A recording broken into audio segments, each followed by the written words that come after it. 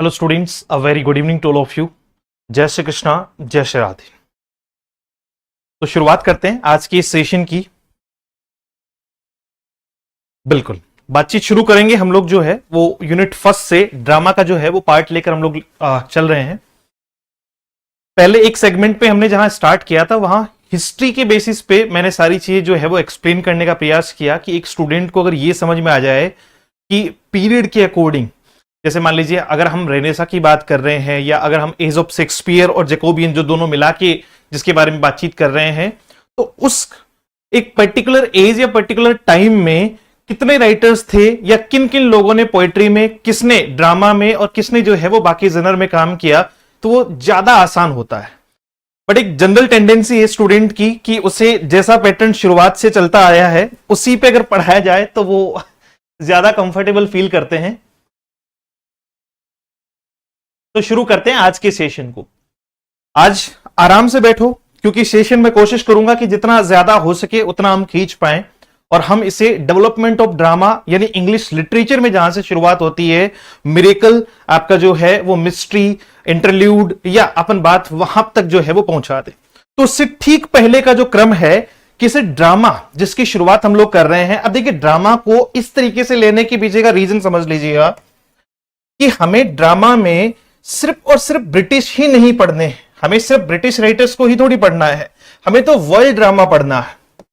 क्यों? क्योंकि ड्रामा कहने का मतलब है कि जितने डेवलपमेंट हुए हैं, चाहे वो आपका ग्रीक डेवलपमेंट है, उसके बाद में रोम है, उसके बाद में जो है वो अभी जैसे न्यू जो ड्रामेटिस्ट हैं, सबको लेकर हमें चीजें जो है वो स्टार्ट करनी है। तो शुरुआत करते हैं आज के सेशन की ड्रामा। ठीक है भाई, कोई क्वेश्चन हो आप पूछ लेना, आराम से पूछ लेना, कोई दिक्कत नहीं है। अब आज के जो वर्ड्स होंगे सबसे पहले तो वो भी बहुत सारे डिफिकल्ट वर्ड्स हैं जो हमें याद करने, क्योंकि बहुत सारे क्वेश्चन एनटीए या फिर आपका एमपी सेट जो है वो उसमें से पूछता है। सबसे पहले बात करें कि सर ड्रामा जो वर्ड है कहां से आया, इसकी उत्पत्ति यानी एटिमोलॉजी इसकी जो है वो क्या है। अगर हम बात करें कि एटिमोलॉजी इसकी क्या है, कहां से ये बना है। अच्छा, सबसे पहले एक छोटा सा पॉइंट ऑफ व्यू आप कुछ यूं लेकर चलें कि ड्रामा की जो उत्पत्ति है वो कैसी है। सर ग्रीक, रोमन और उसके बाद में जो है वो इंग्लिश को लेकर है। यानी तीन टाइप की चीजें हम लोग फिलहाल पढ़ने वाले हैं। सबसे पहले स्टार्ट करेंगे हम ग्रीक से, उसके बाद में हम आएंगे रोमन की तरफ और उसके बाद में हम आएंगे इंग्लिश पे। इंग्लिश पे तो हम बहुत बाद में आएंगे। क्यों? क्योंकि सर जाहिर सी बात है ये तो बहुत बाद में चीजें शुरुआत हुई है। ग्रीक और रोमन की बात करें तो क्या इसमें ड्रामा का जो डेवलपमेंट है, यानी शेक्सपियर, जैसे स्टूडेंट शुरू करता है कि सर शेक्सपियर से शुरू कर देंगे ड्रामा को पढ़ना, तो उससे पहले भी बहुत सारे लोग रह गए। जैसे शेक्सपियर से पहले की बात करें तो अपन क्रिस्टोफर मार्लो की बात करते हैं, यूनिवर्सिटी विट्स की बात करते हैं, और उससे भी ठीक पहले यानी जब एंग्लो सेक्शन की बात चल रही थी। अच्छा, एंग्लो सेक्शन का एज बताना तो एक बार फटाफट से। आज ये मान लो कि जो लोग न्यू मतलब नए सिरे से शुरू कर रहे हैं उनके लिए फर्स्ट क्लास ही है ये। एंग्लो सेक्शन से पहले भी बहुत कुछ हुआ, एंग्लो सेक्शन से पहले भी बहुत कुछ हुआ, तो वहां से हम लोग शुरू करेंगे बिल्कुल बेसिक से, बिल्कुल स्टार्ट से। तो ड्रामा जो वर्ड है उसकी उत्पत्ति बहुत बाद में हुई है, यानी इसको 1521 में सबसे पहले इस वर्ड को यूज किया गया। हालांकि इस वर्ड का जो ओरिजिनेशन है वो कहां से बताया जाता है, ग्रीक वर्ड है ड्रान, ग्रीक वर्ड है ड्रान, वहां से ये वर्ड जो है वो क्या बना है, ड्रामा बना है, जिसका अर्थ होता है टू डू समथिंग और टू एक्ट। टू डू और टू एक्ट, यानी जो है वो कुछ करना या कुछ काम करना, वो क्या कहलाता है, आपका ड्रामा कहलाता है। बहुत बढ़िया। हाँ, 4501066। चलो सुनो, तो ग्रीक जो ओरिजिनेशन है वहां से ये वर्ड बना है। ग्रीक ओरिजिनेशन इसका क्या था, ड्रान था। इसका क्या था, ड्रान था, और वहां से बना है ड्रामा। ड्रामा जो वर्ड है यानी DRAMA, इसकी सबसे पहले जो यूज है वो कहां किया था, first non use of drama, यानी इस वर्ड का जो है वो सबसे पहले यूज सिरका 1521 में किया गया है ना। इस वर्ड का सबसे पहला जो यूज है वो कहां दिखाई पड़ता है, 1521 में दिखाई पड़ता है। ये इसका ओरिजिनेशन है। यानी मैं कहूं कि सर उत्पत्ति कहां से हुई है इस शब्द की। कई बार एग्जाम में सीधा क्वेश्चन पूछ लिया जाता है कि जैसे बहुत सारे वर्ड्स हैं, फॉर्म्स ऑफ जो है figures, sorry figures of speech का भी जो है वो ओरिजिनेशन पूछा जाता है, फॉर्म्स ऑफ पोइट्री का भी ओरिजिनेशन पूछा जाता है। जैसे मान लीजिए बहुत बार पूछ लिया आपको कि सोनेट जो वर्ड है वो कहां से आया या किस शब्द से उसकी उत्पत्ति हुई है। सोनेट जो वर्ड है उसकी उत्पत्ति कहां से हुई है, पर्सोनिफिकेशन की जो है वो उत्पत्ति कहां से हुई है, लिटरेचर वर्ड जो हम साहित्य पढ़ रहे हैं उसकी उत्पत्ति कहां से हुई है, यानी वो कहां से वर्ड ओरिजिनेट हुआ है। ठीक वैसे ही ड्रामा वर्ड का जो ओरिजिनेशन है वो ड्रान यानी ग्रीक उत्पत्ति इसकी बताई जाती है और इसका मीनिंग होता है टू डू और टू एक्ट समथिंग। सबसे पहले यूज किया गया 1521 में और आपका जो है वो सिरका। अब अगर इसकी डेफिनेशन की बात करें हम लोग कि सर ड्रामा की डेफिनेशन क्या है, देखिए ड्रामा सिंपल सी बात है कि जो भी एक्ट है, जो भी काम है, जो भी बातचीत है उसको परफॉर्म करना is a drama, is a drama. हमें वो बहुत बेसिक जो है वो सेंस में समझ में आती है, लेकिन यहां कुछ अच्छी डेफिनेशन है जो कई बार एग्जामिनेशन में पूछी गई है। सबसे पहले सिंपल डेफिनेशन जो लगातार हम लोग पढ़ते हैं, drama is a story told through action और स्पीच। ड्रामा एक ऐसी कहानी है जिसको एक्शन या स्पीच के माध्यम से बताया जाता है, meant to be performed before an audience, और इसका अर्थ होता है कि हम ऑडियंस के सामने इसको परफॉर्म कर पाए। यानी एक स्टोरी को कुछ इस तरीके से क्रिएट करना, एक स्टोरी को कुछ इस तरीके से क्रिएट करना कि उसे एक्शन और स्पीच के फॉर्म में डाल के ऑडियंस के सामने क्या कर सकते हैं, ऑडियंस के सामने जो है वो उसको रिप्रेजेंट कर सके, ऑडियंस के सामने उसको परफॉर्म कर सके। तो वो जो फॉर्म है वो क्या कहलाती है, आपकी ड्रामा कहलाती है। क्या कहलाती है? ड्रामा कहलाती है। जैसे हम लोग भी तो कहते हैं ना, अरे आपके जो है वो घर पे भी कोई ना कोई जो है वो ड्रामा क्वीन या ड्रामा किंग होगा। डेफिनेटली भाई परिवार में मिल ही जाता है, कुछ लोगों की वाइफ हो सकती है, कुछ लोगों के बच्चे हो सकते हैं। तो ये जो है वो ड्रामा वर्ड क्या है कि सर कुछ अपने टू डू एक्ट को, यानी टू डू या एक्ट को जो है वो रिप्रेजेंट करना डायलॉग के माध्यम से, वो क्या कहलाता है? ड्रामा कहलाता है। लेकिन इसमें दो लोगों की जो डेफिनेशन है वो बहुत ज्यादा इंपॉर्टेंट है। हालांकि ये आगे भी अपन पढ़ेंगे, एरिस्टोटल है ना, अरस्तु की जो डेफिनेशन है एक तो वो बहुत इंपॉर्टेंट है, और दूसरी इसमें एक जॉन ड्राइडन की जो है वो डेफिनेशन काफी इंपॉर्टेंट है, ये पूछ ली जाती है। According to John Dryden, what is called drama, है ना। अकॉर्डिंग टू जॉन ड्राइडन, पहले मैं उसको भी देखता हूं, पहले यहां से देखो कि जॉन ड्राइडन के अकॉर्डिंग ड्रामा की डेफिनेशन क्या है। Drama is just and lively image of human nature. कि ड्राइडन कहते हैं, जॉन ड्राइडन क्या कहते हैं कि ड्रामा सिर्फ ह्यूमन नेचर यानी इंसान का जो बिहेवियर है उसकी एक जिंदा तस्वीर है ना। लिवली इमेज रिप्रेजेंटिंग इट्स पेशन, जो उसके पेशन को रिप्रेजेंट करती है, एंड ह्यूमर, उसके पेशन या मजाक को जो है वो रिप्रेजेंट करती है, and the changes of fortune to which it is subject for the delight and instruction of mankind that was said by John Dryden. So हम यहां 3 से 4 जो है वो डेफिनेशन पढ़ेंगे ड्रामा की। सबसे पहली कि सर एक बेसिक नेचर जो है वो ड्रामा का, यानी बेसिक डेफिनेशन, जो याद रखने वाली डेफिनेशन है, जहां से एग्जाम क्वेश्चन पूछता है, एक पॉइंट ये याद रखना कि जॉन ड्राइडन के अनुसार, यानी according to John Dryden, what is drama? So it is just a lively image of human nature representing its passion and humours. एक एसटी कोलरिज, जो मॉडर्निस्टिक व्यू में कहते हैं इसको, 18th और 19th सेंचुरी के हैं, तो आपको आइडिया हो गया होगा। एसटी कोलरिज आपका जो है वो सैमुअल टेलर कोलरिज जो है वो कहते हैं drama is the best form of poetry. Drama is the best form of poetry because it brings poetry nearest to real life, है ना। इन्होंने अपने शब्दों में इसको जो है वो बताने का प्रयास किया है एसटी कोलरिज ने। वैसे एसटी कोलरिज जो है वो ड्रामेटिस्ट नहीं है, ये पोइट हैं, और इन्होंने अपने ही पॉइंट ऑफ व्यू में इसको जो है वो रिप्रेजेंट करने का प्रयास किया है। It is called drama is the best form of poetry because it brings poetry nearest to real life. एक तो ये याद करना, फटाफट से देखो तो। दूसरा एक ये एरिस्टोटल, है ना, अरस्तु की जो है वो डेफिनेशन क्या है, ट्रेजिडी को लेकर इन्होंने एक स्पेसिफिक डेफिनेशन दी है। अच्छा, ड्रामा के भी जनर होते हैं अलग अलग, हम लोग पढ़ेंगे धीरे धीरे। ड्रामा में 2 मुख्य जनर जिसको हम देखते हैं, एक आपका ट्रेजिडी और एक आपका कॉमेडी। तो ट्रेजिडी को लेकर अरस्तु ने एक डेफिनेशन दी, और वो क्या थी? Tragedy is an imitation of action that is serious, complete and a certain magnitude in language embellished with each kind of artistic ornament in the form of action, not of narrative, through pity and fear affecting the propagation of these emotion। इन्हें जो है वो Aristotle यानी अरस्तु की ये definition है tragedy को लेकर। हालांकि आगे हम लोग जो है वो एरिस्टोटल के बारे में कंप्लीट बातचीत करेंगे, इनको लेकर जो है वो काफी सारी चर्चाएं होगी। ठीक है, एरिस्टोटल इज कॉल्ड, अच्छा अरस्तु को क्या कहा जाता है? Father of dramatic theory. जो ड्रामेटिक थ्योरी है, अब देखो यहां से आज के जो सेशंस हैं उसमें से हम कम से कम 4 से 5 बार जो है वो फादर पढ़ेंगे। एक बार पढ़ेंगे हम लोग, जैसे हमने पढ़ लिया कि ड्रामेटिक थ्योरी के फादर किसे कहा जाता है? एरिस्टोटल यानी अरस्तु को कहा जाता है। उसके बाद में हम लोग पढ़ेंगे आपका ग्रीक जो ड्रामा है, ग्रीक जो ड्रामा है उसके बारे में, फिर रोमन ड्रामा के बारे में पढ़ेंगे।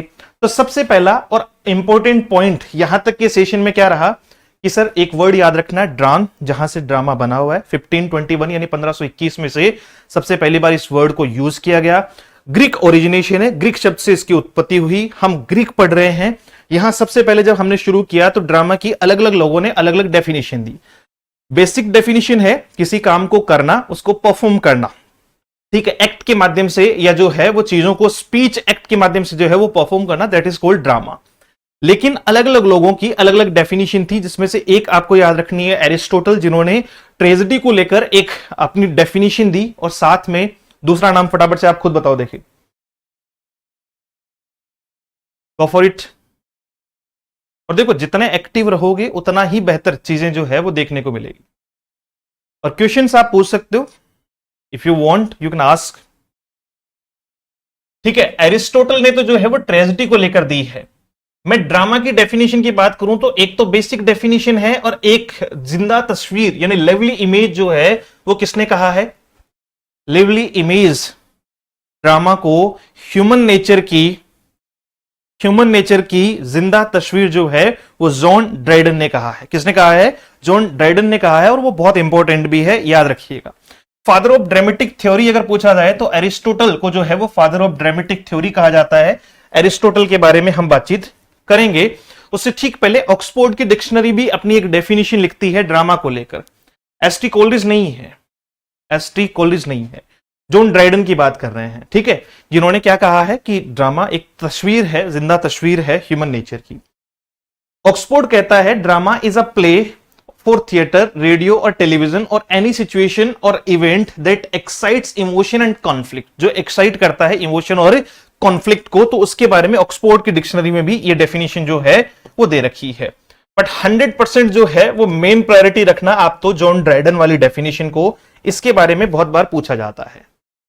अब जो ड्रामा है, हालांकि एरिस्टोटल ने इसके कुछ अलग जो है वो एस्पेक्ट बताए हैं, बट एक जो ड्रामा होता है उसके जो बेसिक नेचर होते हैं या बेसिक जो एस्पेक्ट होते हैं, उसके जो एलिमेंट्स होते हैं वो कौन कौन से हैं।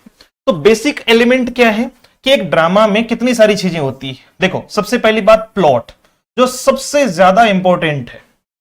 अगर प्लॉट नहीं बना, प्लॉट मतलब जैसे कहानी बन रही है, एक सीक्वेंस, द स्टोरी और सीक्वेंस ऑफ इवेंट्स, अगर आपने प्लॉटिंग सही नहीं हुई तो इसका मतलब कहानी नहीं बन पाएगी, कहानी नहीं बन पाएगी। तो मेन एलिमेंट ऑफ ड्रामा जो है वो एक तो कहा जाता है plot, that is the most important thing in drama, है ना, इट्स मोस्ट इंपॉर्टेंट।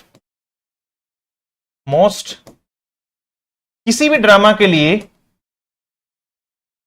क्यों, देखो ऐसा तो है नहीं कहानी, क्या आप ऐसी किसी कहानी को सुनने में आपको आनंद आएगा कि आप कुछ भी उसमें जो है वो, जैसे मान लीजिए मैं कोई कहानी सुना रहा हूं, पहले ही मैंने बता दिया कि आखिर में क्या होगा, फिर बीच में मैं बता रहा हूं कि उसका जन्म कब हुआ था, और आखिर में जाके बता रहा हूं कि मतलब उसके बीच का पार्ट बता रहा हूं, तो क्या ऐसी कहानी में कोई इंटरेस्ट लेगा? बिल्कुल भी नहीं लेगा, बिल्कुल भी नहीं लेगा। सबसे पहले हमें जो है वो प्लॉट खरीदना होता है, यानी प्लॉट को जो है वो बनाना होता है।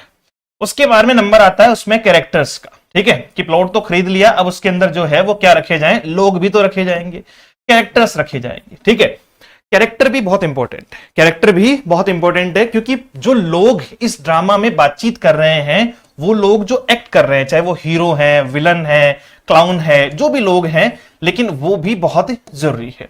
फिर तीसरी बात आती है कि सर देखो हमारे पास प्लॉट भी है, कहानी भी है, हमने मतलब कहानी को एक तरीके से हम सीक्वेंस में भी डाल लेंगे, कैरेक्टर्स भी हैं, लेकिन डायलॉग तो होने चाहिए। अगर उसे बहुत बेहतरीन बनाना है तो फिर डायलॉग्स आपके बहुत अच्छे होने चाहिए, यानी वो बातचीत जो आप कर रहे हैं।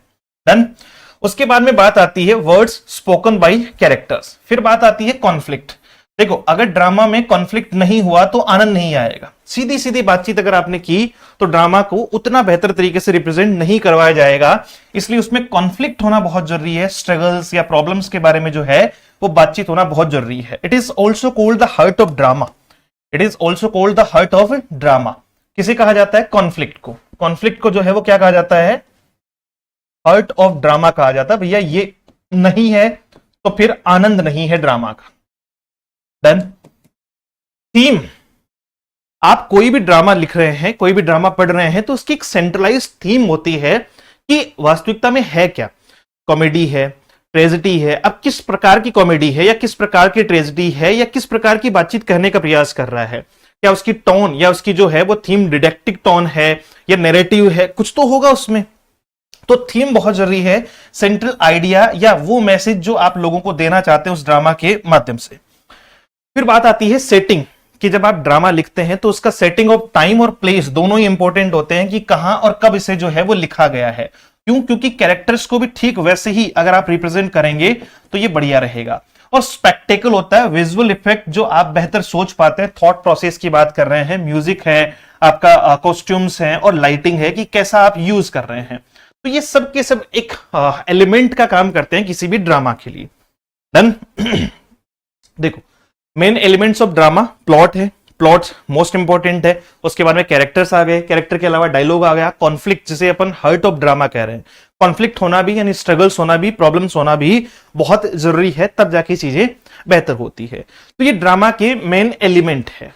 अब हम बात करेंगे ओरिजिनेशन ऑफ ड्रामा को लेकर। पहले यहां तक एक बार वाई टाइप करो फटाफट से, किसे डन है।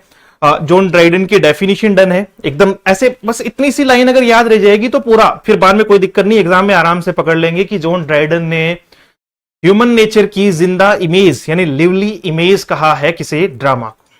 ठीक है, जॉन ड्राइडन के अकॉर्डिंग। एक बेसिक नेचर में ड्रामा की डेफिनेशन हमें पता ही है।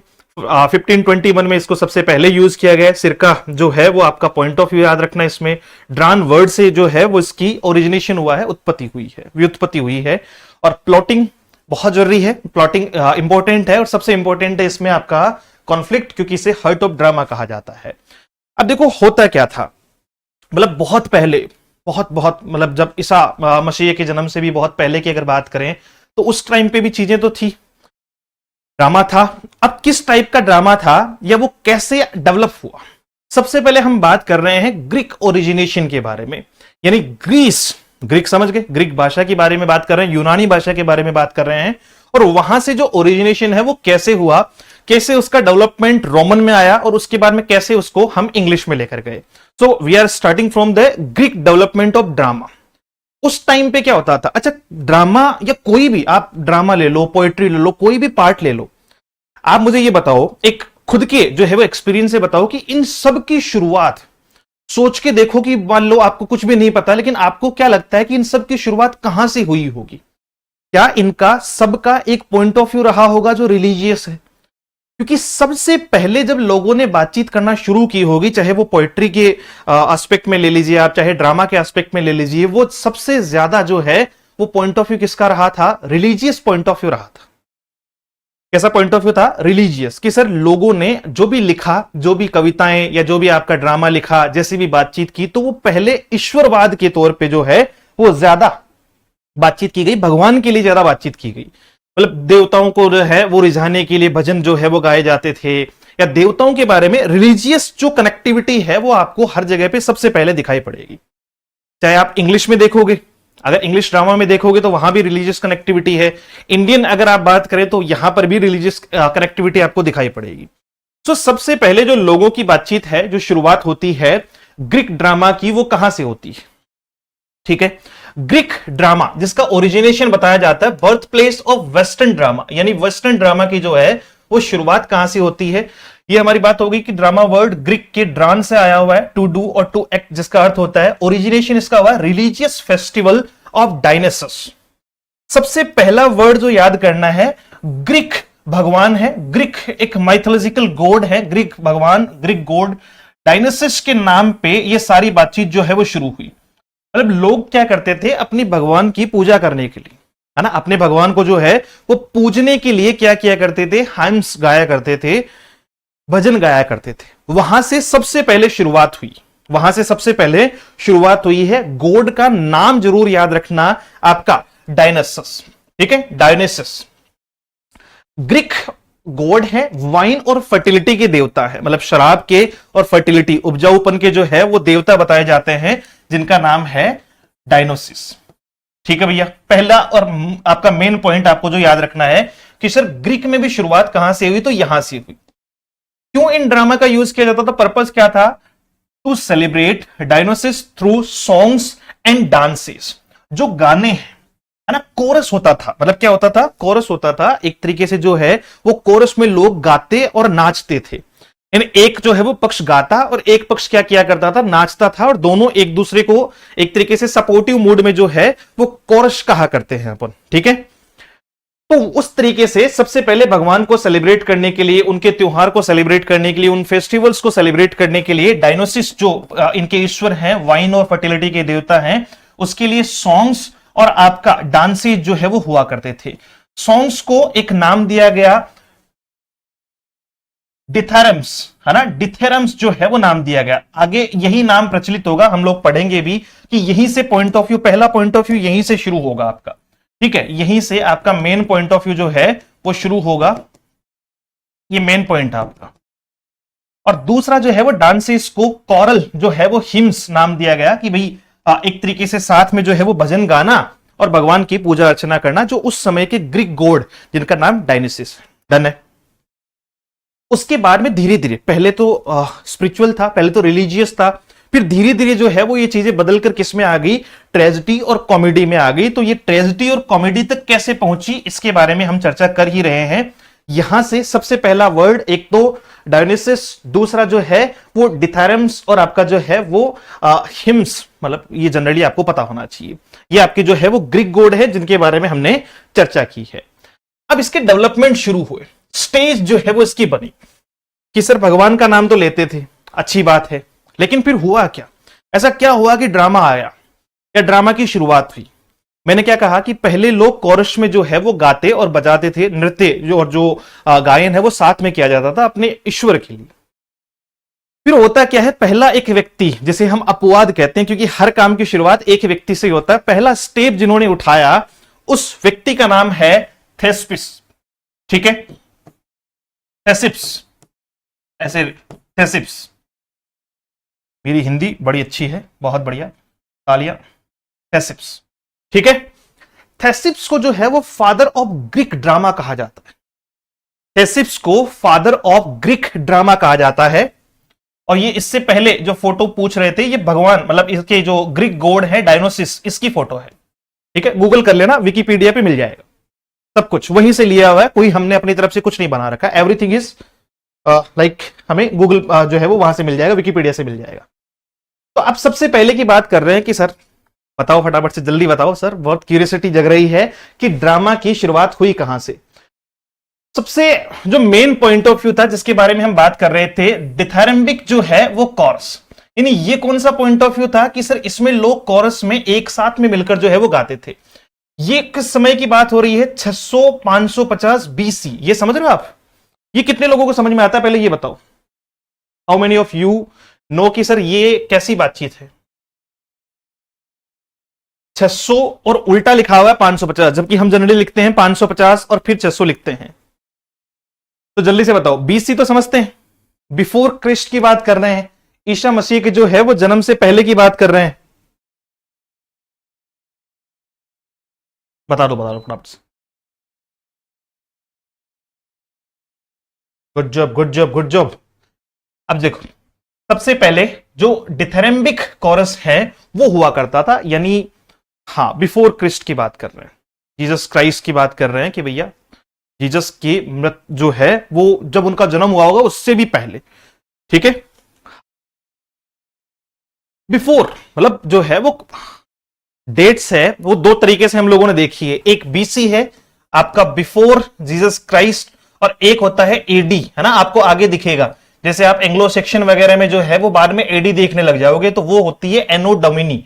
एनो डोमिनी जिसका अर्थ होता है after Jesus Christ, after Jesus Christ, जहां एडी लिखा हुआ है इसका मतलब वो ईसा मसीह के जन्म के बाद की बात कर रहा है, और जहां बीसी लिखा हुआ है इसका मतलब वो ईसा मसीह के जन्म के पहले की बात कर रहा है, और जहां सी से पहले डॉट लगाया हुआ है सिर्फ, तो इसका मतलब वो अप्रोक्सीमेशन की बात कर रहा है कि उसके पास में कोई फिक्स जो है वो एज नहीं है, या फिक्स जो है वो ईयर नहीं है, फिक्स ईयर नहीं है।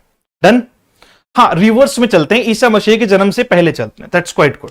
चलो सुनो, अब सबसे पहले जो काम होता था वो एक तरीके से ग्रुप में होता था, ग्रुप में गाना बजाना सारा होता था। तो ये बात कर रहे हैं अपन 600 से 550 जो है वो ईसा मसीह के जन्म से पहले, a group of 50 men sang hymns in honour of Dionysus, मतलब जो इनके देवता हैं इनको लेकर 50 लोगों के एक समूह ने क्या किया, सबसे पहले जो है वो गाना बजाना शुरू किया था, और उस समूह को जो है वो हम लोग क्या कहते थे, डिथेरेम्बिक कोरस जो है वो नाम दिया जाता था। यहां से एक व्यक्ति थेसिप्स जो है वो अलग होता है। थेसिप्स जिसे पहला एक्टर कह दो, जिसे पहला एक्टर कह दो, या ग्रीक ड्रामा का फादर कह दो, मतलब ये इस कोरस से, ये इस समूह से अलग होकर जो है वो डायलॉग बोलता है या प्रयास करता है डायलॉग बोलने का। पहले ग्रुप में हुआ करता था, लेकिन अब एक व्यक्ति अलग होकर जो है वो डायलॉग बोलता है। एक व्यक्ति अलग होकर क्या बोलता है, डायलॉग बोलता है। इसे कहेंगे हम फर्स्ट एक्टर। क्या कहेंगे, फर्स्ट एक्टर। इसे हिपोक्रेट इसलिए कहा गया है, हिपोक्रेट तो जानते हो, छद्म वेश में, मतलब एक तरीके से जो है वो धोखेबाज को कहा जाता है। अब ये धोखेबाज उन लोगों ने तो कहा, क्यों, क्योंकि ग्रुप की बजाय उस व्यक्ति ने अकेले जो है वो प्रयास किया, अकेले जो है वो बातचीत करना, डायलॉग बोलना शुरू किया। और जब वो अकेले ने बोलना शुरू किया तो वहां से शुरुआत होती है फर्स्ट डायलॉग, पहला डायलॉग, और ड्रामेटिक एक्शन की जो है वो शुरुआत मानी जाती है। इसलिए ये व्यक्ति कहलाएंगे father of Greek drama, father of Greek drama. Greek theory के जो फादर हैं वो हैं एरिस्टोटल, अरस्तु। ग्रीक थ्योरी के, यानी ग्रीक थ्योरी जो है वो क्या है, उसके फादर कौन कहे जाएंगे, एरिस्टोटल यानी अरस्तु कहे जाएंगे। लेकिन ग्रीक ड्रामा के जो फादर हैं वो पहले एक्टर, पहले व्यक्ति जो है वो कौन है, थेसिप्स हैं, जिन्होंने इसकी शुरुआत की अलग होकर के, इस कोरस से अलग निकल करके इन्होंने जो है वो डायलॉग शुरू किया। इनके जो एक्टर्स हैं, his actors travelled on a cart, thespian जो है वो कहा गया इन एक्टर्स के लिए। और आज भी आप अगर जो है वो सर्च करोगे तो थेस्पियन आज भी एक्टर्स के लिए यूज किया जाता है। यानी इनके जो एक्टर्स थे, जो कैरेक्टर्स हुए, एक्टर्स बने, उन्हें क्या कहा गया, थेस्पियन कहा गया, जो कुछ इस प्रकार की कार्ट पर जो है वो दिखाई पड़ते थे। ठीक है, अब यहां से डेवलपमेंट ऑफ ड्रामा में क्या समझेंगे कि सर सबसे पहले जो है वो गानों को या भजन जो है वो एक साथ में ग्रुप में गाए जाते थे। 50 लोगों का एक समूह था, वो गाता बजाता था। उस समूह को जो है वो डिथेरेम्बिक कोर्स कहा जाता था। ये हम बात कर रहे हैं ईसा मसीह के जन्म से 600 साल पहले की, 550 से 600 साल पहले की।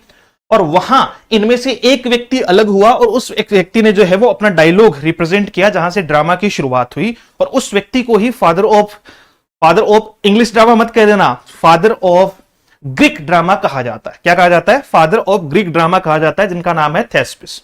इनके जो लोग हैं, यानी जो एक्टर हुए, जो इस कार्ड पर चला करते थे, इस प्रकार की कार्ड को यूज किया करते थे, उन्हें थेस्पियन कहा गया। उन्हें क्या कहा गया, थेस्पियन कहा गया। फटाफट से वाई टाइप करो, अगर याद नहीं हुआ तो देख लेना है ना, ये वाला एक फिक्स पॉइंट कर लो फटाफट से, जो है वो थेस्पिस क्या है। इसके बाद में क्या होता है सर, अब देखो, ये पहला व्यक्ति था, ये पहला व्यक्ति था जिसने शुरुआत कर दी ड्रामा की। थेस्पिस के बाद में एक व्यक्ति और आते हैं, बताओ फटाफट से। Done, Y Y Y Y Y type करो फटाफट से।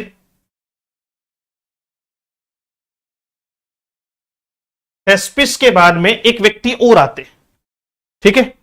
अब देखो, यहां से जो शुरू होती है वो शुरू होती है ट्रेजेडी।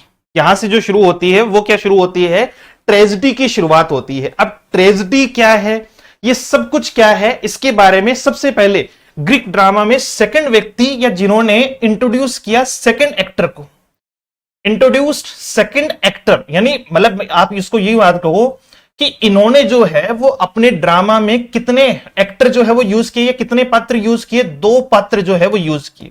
इससे पहले जो ड्रामा था, इससे पहले जो ड्रामा था कौन सा, इससे पहले जो ड्रामा था थेसिप्स का, उसमें एक कैरेक्टर यूज हुआ था। उसके पहले क्या चलता था सर, उसके पहले जो है वो ग्रुप चलता था। फिर थेसिप्स के समय पे एक कैरेक्टर, एक व्यक्ति यूज हुआ। उसके बाद में सेकंड व्यक्ति जो है वो आपका एसलेस आते हैं और ये यूज करते हैं दो पात्रों को, यानी दो कैरेक्टर को यूज करते हैं। इन्हें फादर ऑफ ट्रेजिडी जो है वो क्यों कहा जाता है, इसके पीछे की थोड़ी एक बार कहानी जान लेते हैं कि सर इन्हें फादर ऑफ ट्रेजिडी जो है वो क्यों कहा गया। अच्छा, ट्रेजिडी जो वर्ड है वो कहां से आया, ये भी एक बड़ा क्वेश्चन है कि सर ट्रेजिडी वर्ड तो यूज हुआ। अच्छा, इंग्लिश में तो जब हम लोग पहुंचेंगे तो सब लोगों को पता है, फटाफट से बताओ तो जरा एक बार। पहली ट्रेजिडी जो इंग्लिश में एक्सेप्ट की गई, मैंने पहले भी जिक्र किया है, कॉमेडी या ट्रेजिडी, तो आप मुझे ट्रेजिडी बताओ जो इंग्लिश में एक्सेप्ट की गई। ब्रिटिश इंग्लिश की बात कर रहा हूं मैं, यहां तो फिलहाल हम जो है वो ग्रीक की बात कर रहे हैं।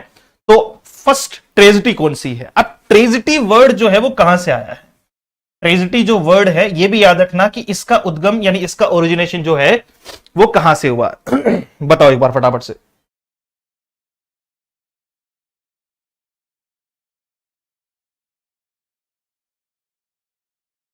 चलो बताओ बताओ जल्दी से फटाफट से।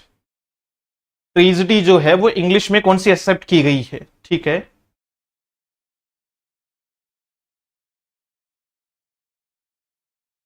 ठीक, कौन सी है ट्रेजिडी का नाम, बहुत बढ़िया है ना, गॉर्बोडक। और कॉमेडी कौन सी है, रॉयस्टर डॉयस्टर। चलो सुनो, अब इन्हें फादर ऑफ ट्रेजिडी कहा गया, यानी ये सेकंड व्यक्ति हैं, और सेकंड व्यक्ति जो है वो कौन है, आपके एसलियस हैं, जिनको मतलब जिन्होंने दो कैरेक्टर यूज किए, जिन्होंने दो कैरेक्टर यूज किए। अब सबसे पहले तो आप ट्रेजिडी जो है वो वर्ड सुनो। जब मतलब डायनोसिस, जब भगवान की पूजा की जाती थी, ग्रीक गॉड की पूजा की जाती थी, तो उस टाइम पे भगवान को खुश करने के लिए गीत और जो है वो नृत्य के अलावा कुछ और भी किया जाता था, और वो था बकरे की बलि देना। क्या था आपका, बकरे की बलि देना, जो बहुत समय से चलता आ रहा है। तो वो जो बकरे की बलि देना है, ट्रेजिडी जो वर्ड है वो डिराइव हुआ है ग्रीक वर्ड ट्रेगोस, जिसका अर्थ होता है गॉड। यहां लिख रहा हूं, आज मजा आएगा तुम लोगों को। सबसे पहला ट्रेगोस प्लस आपका जो है वो सेकंड वर्ड है ओड। ओड गजल को, गायन को कहते हैं, और ट्रेगोस का अर्थ होता है गोट। ट्रेगोस का अर्थ क्या होता है, गोट यानी बकरी।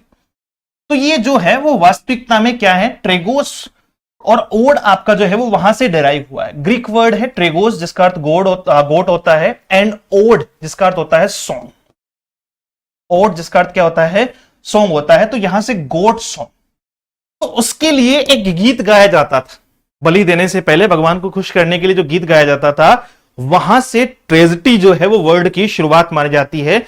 ग्रीक वर्ड ट्रेजिडी कहां से बना हुआ है, ग्रीक ओरिजिनेशन आपका, जिसका सही अगर आप प्रोनाउंसिएशन अगर आप इसको डिफरेंशिएट करते हैं या अलग अलग करते हैं, तो ट्रेगोस प्लस ओड के जो है वो सेंस में इसको देखोगे, यहां से एक वर्ड बना है ट्रेजिडी। ट्रेगोस का अर्थ होता है गॉड, और आपका ओड जो है वो सॉन्ग होता है, ट्रेजिडी वर्ड बनता है। ठीक है, क्यों किया गया सर, ये जो भगवान थे, इनके जो ग्रीक गॉड थे डायनोसिस, उसके लिए इनको जो है वो यूज किया जाता था। डन। तो सेकंड व्यक्ति एसलियस जो है वो एक सेकंड कैरेक्टर यानी दो पात्रों को क्या करते हैं, रिप्रेजेंट करते हैं, या दो पात्रों को सबसे पहले इंट्रोड्यूस करवाते हैं। एक पात्र को सबसे पहले इंट्रोड्यूस जो है वो करवा दिया गया है, ये सेकंड व्यक्ति है। फेमस प्लेज हैं इनके, और उसके बाद में जो है वो इनकी theme divine justice, fate and moral order रही है। इन्हें जो है वो फादर ऑफ ट्रेजिडी कहा गया। इन्हें क्या कहा गया, फादर ऑफ ट्रेजिडी कहा गया। हालांकि यहां कुछ और बातें आपको जो है वो देखने को मिलेगी, जैसे अगर हम बात करें इनके बारे में, जो इनका जो academic knowledge of the zener begins with his work and understanding of earlier Greek tragedy is largely based on interference made from reading his surviving place. Accordingly to Aristotle, he expanded the number of characters. अरस्तु के अनुसार जो एसलियस हैं, इन्होंने क्या किया था, इन्होंने अपने जो ड्रामा है, अपना जो वर्क है, उसमें नंबर ऑफ कैरेक्टर्स को जो है वो बढ़ाया in the theatre and allowed conflict among them, और उनके बीच में जो है वो कॉन्फ्लिक्ट को अलाउ किया। Formerly characters interacted only with the coarse. पहले, इससे पहले क्या होता था, यानी एक व्यक्ति की जब बात आती थी, अगर कैरेक्टर एक है तो बताओ लड़ाई किससे करेगा, बात किससे करेगा, भले डायलॉग तो दे देगा, बोल तो लेगा, लेकिन कॉन्फ्लिक्ट होने के लिए एक से ज्यादा लोग चाहिए, कॉन्फ्लिक्ट के लिए एक से ज्यादा लोग चाहिए। तो ये भैया जब आए तो इन्होंने अपने प्लेज में, अपने जो है वो वर्क में, अपने ड्रामा में क्या यूज किया, कॉन्फ्लिक्ट का यूज किया। कॉन्फ्लिक्ट लाने के लिए इन्होंने अपने कैरेक्टर्स की संख्या को बढ़ाया और इनके बीच में जो है वो कॉन्फ्लिक्ट दिखाने का प्रयास किया, और इन्होंने क्या दिया, इन्होंने ट्रेजिडी दी। ठीक है, और इन्हें फादर ऑफ ट्रेजिडी भी कहा जाता है। ट्रेजिडी जो वर्ड है वो ग्रीक ओरिजिनेशन आपका ट्रेगोस और आपका ओड से मिलकर बना हुआ है। ठीक है, इनके जो वर्क थे, एस्लियस जो है वो इन्होंने तकरीबन 70 से 90 जो प्ले लिखे, उनमें से 7 ही ऐसे प्ले थे जो सर्वाइवल में रहे, यानी जिनको जो है वो पूरी तरीके से सर्वाइवल मिला, यानी कंप्लीट हुए। इनके टोटल प्लेज में से 7 प्लेज को जो है वो सर्वाइवल मिला। यहीं से जो ग्रीक ड्रामा है उसका ओरिजिनेशन, यानी वो धीरे धीरे उसका बीज जो है वो बढ़ने लगा और चीजें जो है वो आगे चलने लगी। तो अभी तक हमने 2 लोगों के बारे में पढ़ा। एक पहला व्यक्ति जिन्हें फादर कहा जाता है, थेसिप्स को फादर ऑफ ग्रीक ड्रामा कहा जाता है, क्योंकि यही वो व्यक्ति हैं जिन्होंने डिथेरेम्बिक कोरस से बाहर निकलकर पहली बार जो है वो डायलॉग बोला था और इन्हें फादर कहा गया। सेकंड, फिर ट्रेजिडी को लेकर आए, यानी कैरेक्टर्स में एक से ज्यादा कैरेक्टर बनाए। इन्होंने एक ही कैरेक्टर बनाया था, इन्होंने एक से ज्यादा कैरेक्टर, कौन है आपके एस्लियस जो है वो इन्होंने एक से ज्यादा कैरेक्टर का यूज किया, उनके बीच में कॉन्फ्लिक्ट दिखाए, लड़ाइयां हुई और फिर धीरे धीरे जो है वो ट्रेजिडी का उद्गम हुआ। ट्रेजिडी वर्ड भी हम लोग बात कर चुके हैं कि कहां से बना हुआ है। तो ये 2 लोग तो यहां से याद रखना। अब तीसरा सबसे मेन, मतलब इस पूरे जो है वो सेशन में ग्रीक ड्रामा में अब जो हम लोग पढ़ने वाले हैं वो है सोफोक्लीज। सोफोक्लीज की अगर बात करें, सोफोक्लीज की अगर बात करें तो ये वो तीसरे व्यक्ति हैं जिन्होंने 3 पात्रों को यूज किया, एडेड थर्ड एक्ट। सोफोक्लीज ने 3 पात्र, यानी जो है वो 3 कैरेक्टर्स ये लेकर आए। पहले व्यक्ति ने 1 कैरेक्टर लिया, दूसरे व्यक्ति ने 2 कैरेक्टर लिए और ट्रेजिडी को भी दिखा दिया। ये वो है जिन्होंने 3 पात्रों को यूज किया। 3 पात्र मतलब 3 या उससे ज्यादा पात्र जो है वो बाद में धीरे धीरे यूज किए, लेकिन ये पहले व्यक्ति थे जिन्होंने 3 पात्रों को यूज किया। सोफोक्लीज क्यों इंपॉर्टेंट है? एक परफेक्ट ट्रेजिडी जो है वो एरिस्टोटल ने कहा है। ये क्वेश्चंस आप जहां जहां मैं स्टार लगा रहा हूं, अगर आपको नहीं यकीन हो तो अभी थोड़ी देर बाद में मेरे साथ बने रहना, आपको आइडिया हो जाएगा कि ये क्यों बताया जा रहा है। ऑडिपस रेक्स, ऑडिपस, ये नाम भूलना मत। ऑडिपस रेक्स जो है वो बिल्कुल मत भूलना, क्या है और क्या नहीं है। ऑडिपस रेक्स एक ट्रेजिडी है जो किसने लिखी है? सोफोक्लीज ने लिखी है। ऑडिपस रेक्स इज एक जो है वो ट्रेजिडी है जो किसने लिखी है? सोफोक्लीज ने लिखी है, और इसे एरिस्टोटल ने यानी अरस्तु ने परफेक्ट ट्रेजिडी का नाम दिया है। इसी जो है वो क्या कहा है? परफेक्ट ट्रेजिडी का नाम दिया है। ऑडिपस रेक्स हम लोग पढ़ेंगे, पूरा का पूरा पढ़ेंगे, इसके कैरेक्टर्स भी पढ़ेंगे, क्या हुआ था क्या नहीं हुआ था वो सारी बात करेंगे। बट इससे पहले जो है वो सोफोक्लीज के बारे में बात कर लेते हैं। सोफोक्लीज ने तीसरा कैरेक्टर जो है वो यूज किया। इन्होंने कोरस की संख्या को 12 से 15 कर दिया, 12 से 15 कर दिया। इंप्रूव्ड प्लॉट यूनिटी, इन्होंने जो है वो प्लॉट की यूनिटी को दिखाया और कैरेक्टर डेवलपमेंट जो है वो इनकी हुई। ऑडिपस रेक्स जो इनका सबसे इंपॉर्टेंट वर्क है, आपका एनटीए या सेट इसमें से 100% क्वेश्चन पूछता ही पूछता है। एंटीगन है इनका, जो इनकी बहन को लेकर जो है वो बातचीत की गई है, और इलेक्ट्रा जो है वो लिखा गया है। थीम इसकी ह्यूमन सफरिंग एंड जो है वो मॉरल रेस्पॉन्सिबिलिटी को लेकर इन्होंने मेनली लिखा है। सोफोक्लीज के बारे में अब बातचीत शुरू करेंगे, ठीक है। यहां से अच्छा, जो सोफोक्लीज है इनकी अगर क्रोनोलॉजिकल जो प्लेस की हम लोग बात करें तो इन्होंने तकरीबन 120, देखो विकिपीडिया कहता है कि इनके टोटल 123 जो है वो प्लेस थे। कुछ सोर्सेज इनके 120 और 123 कहते हैं, तो कहीं कंफ्यूज मत हो जाना, बाद में कहोगे कि सर आपने गलत डाटा दे दिया था। आउट ऑफ 120 और 123 जो इनके अप्रोक्सीमेट बता रहा हूं मैं, लगभग 120 जो प्लेस थे सोफोक्लीज के, उनमें से 7 को ही जो है वो क्या मिला? सर्वाइवल मिला। और इन 7 में से भी 2 की ही डेट फिक्स है। इन 7 में से भी 2 की ही क्या है? डेट जो है वो आपको एक्यूरेसी में, या 2 कैन बी डेटेड सिक्योरली, जिनमें से फिलोकेक्टस है आपका और ओडिपस एट कोलोनस है। एक 409 बीसी का है और दूसरा जो है वो 401 बिफोर जो है वो ईसा मसीह के पहले के बताया गया है। जो इनका फिलोक्टेटस है वो लास्ट प्ले है written during his life time, जो उन्होंने अपने जीवन में लिखा, उसमें सबसे लास्ट प्ले आपका कौन सा है? फिलोक्टेटस है। और performed after his death by his grandson also named सोफोक्लीज।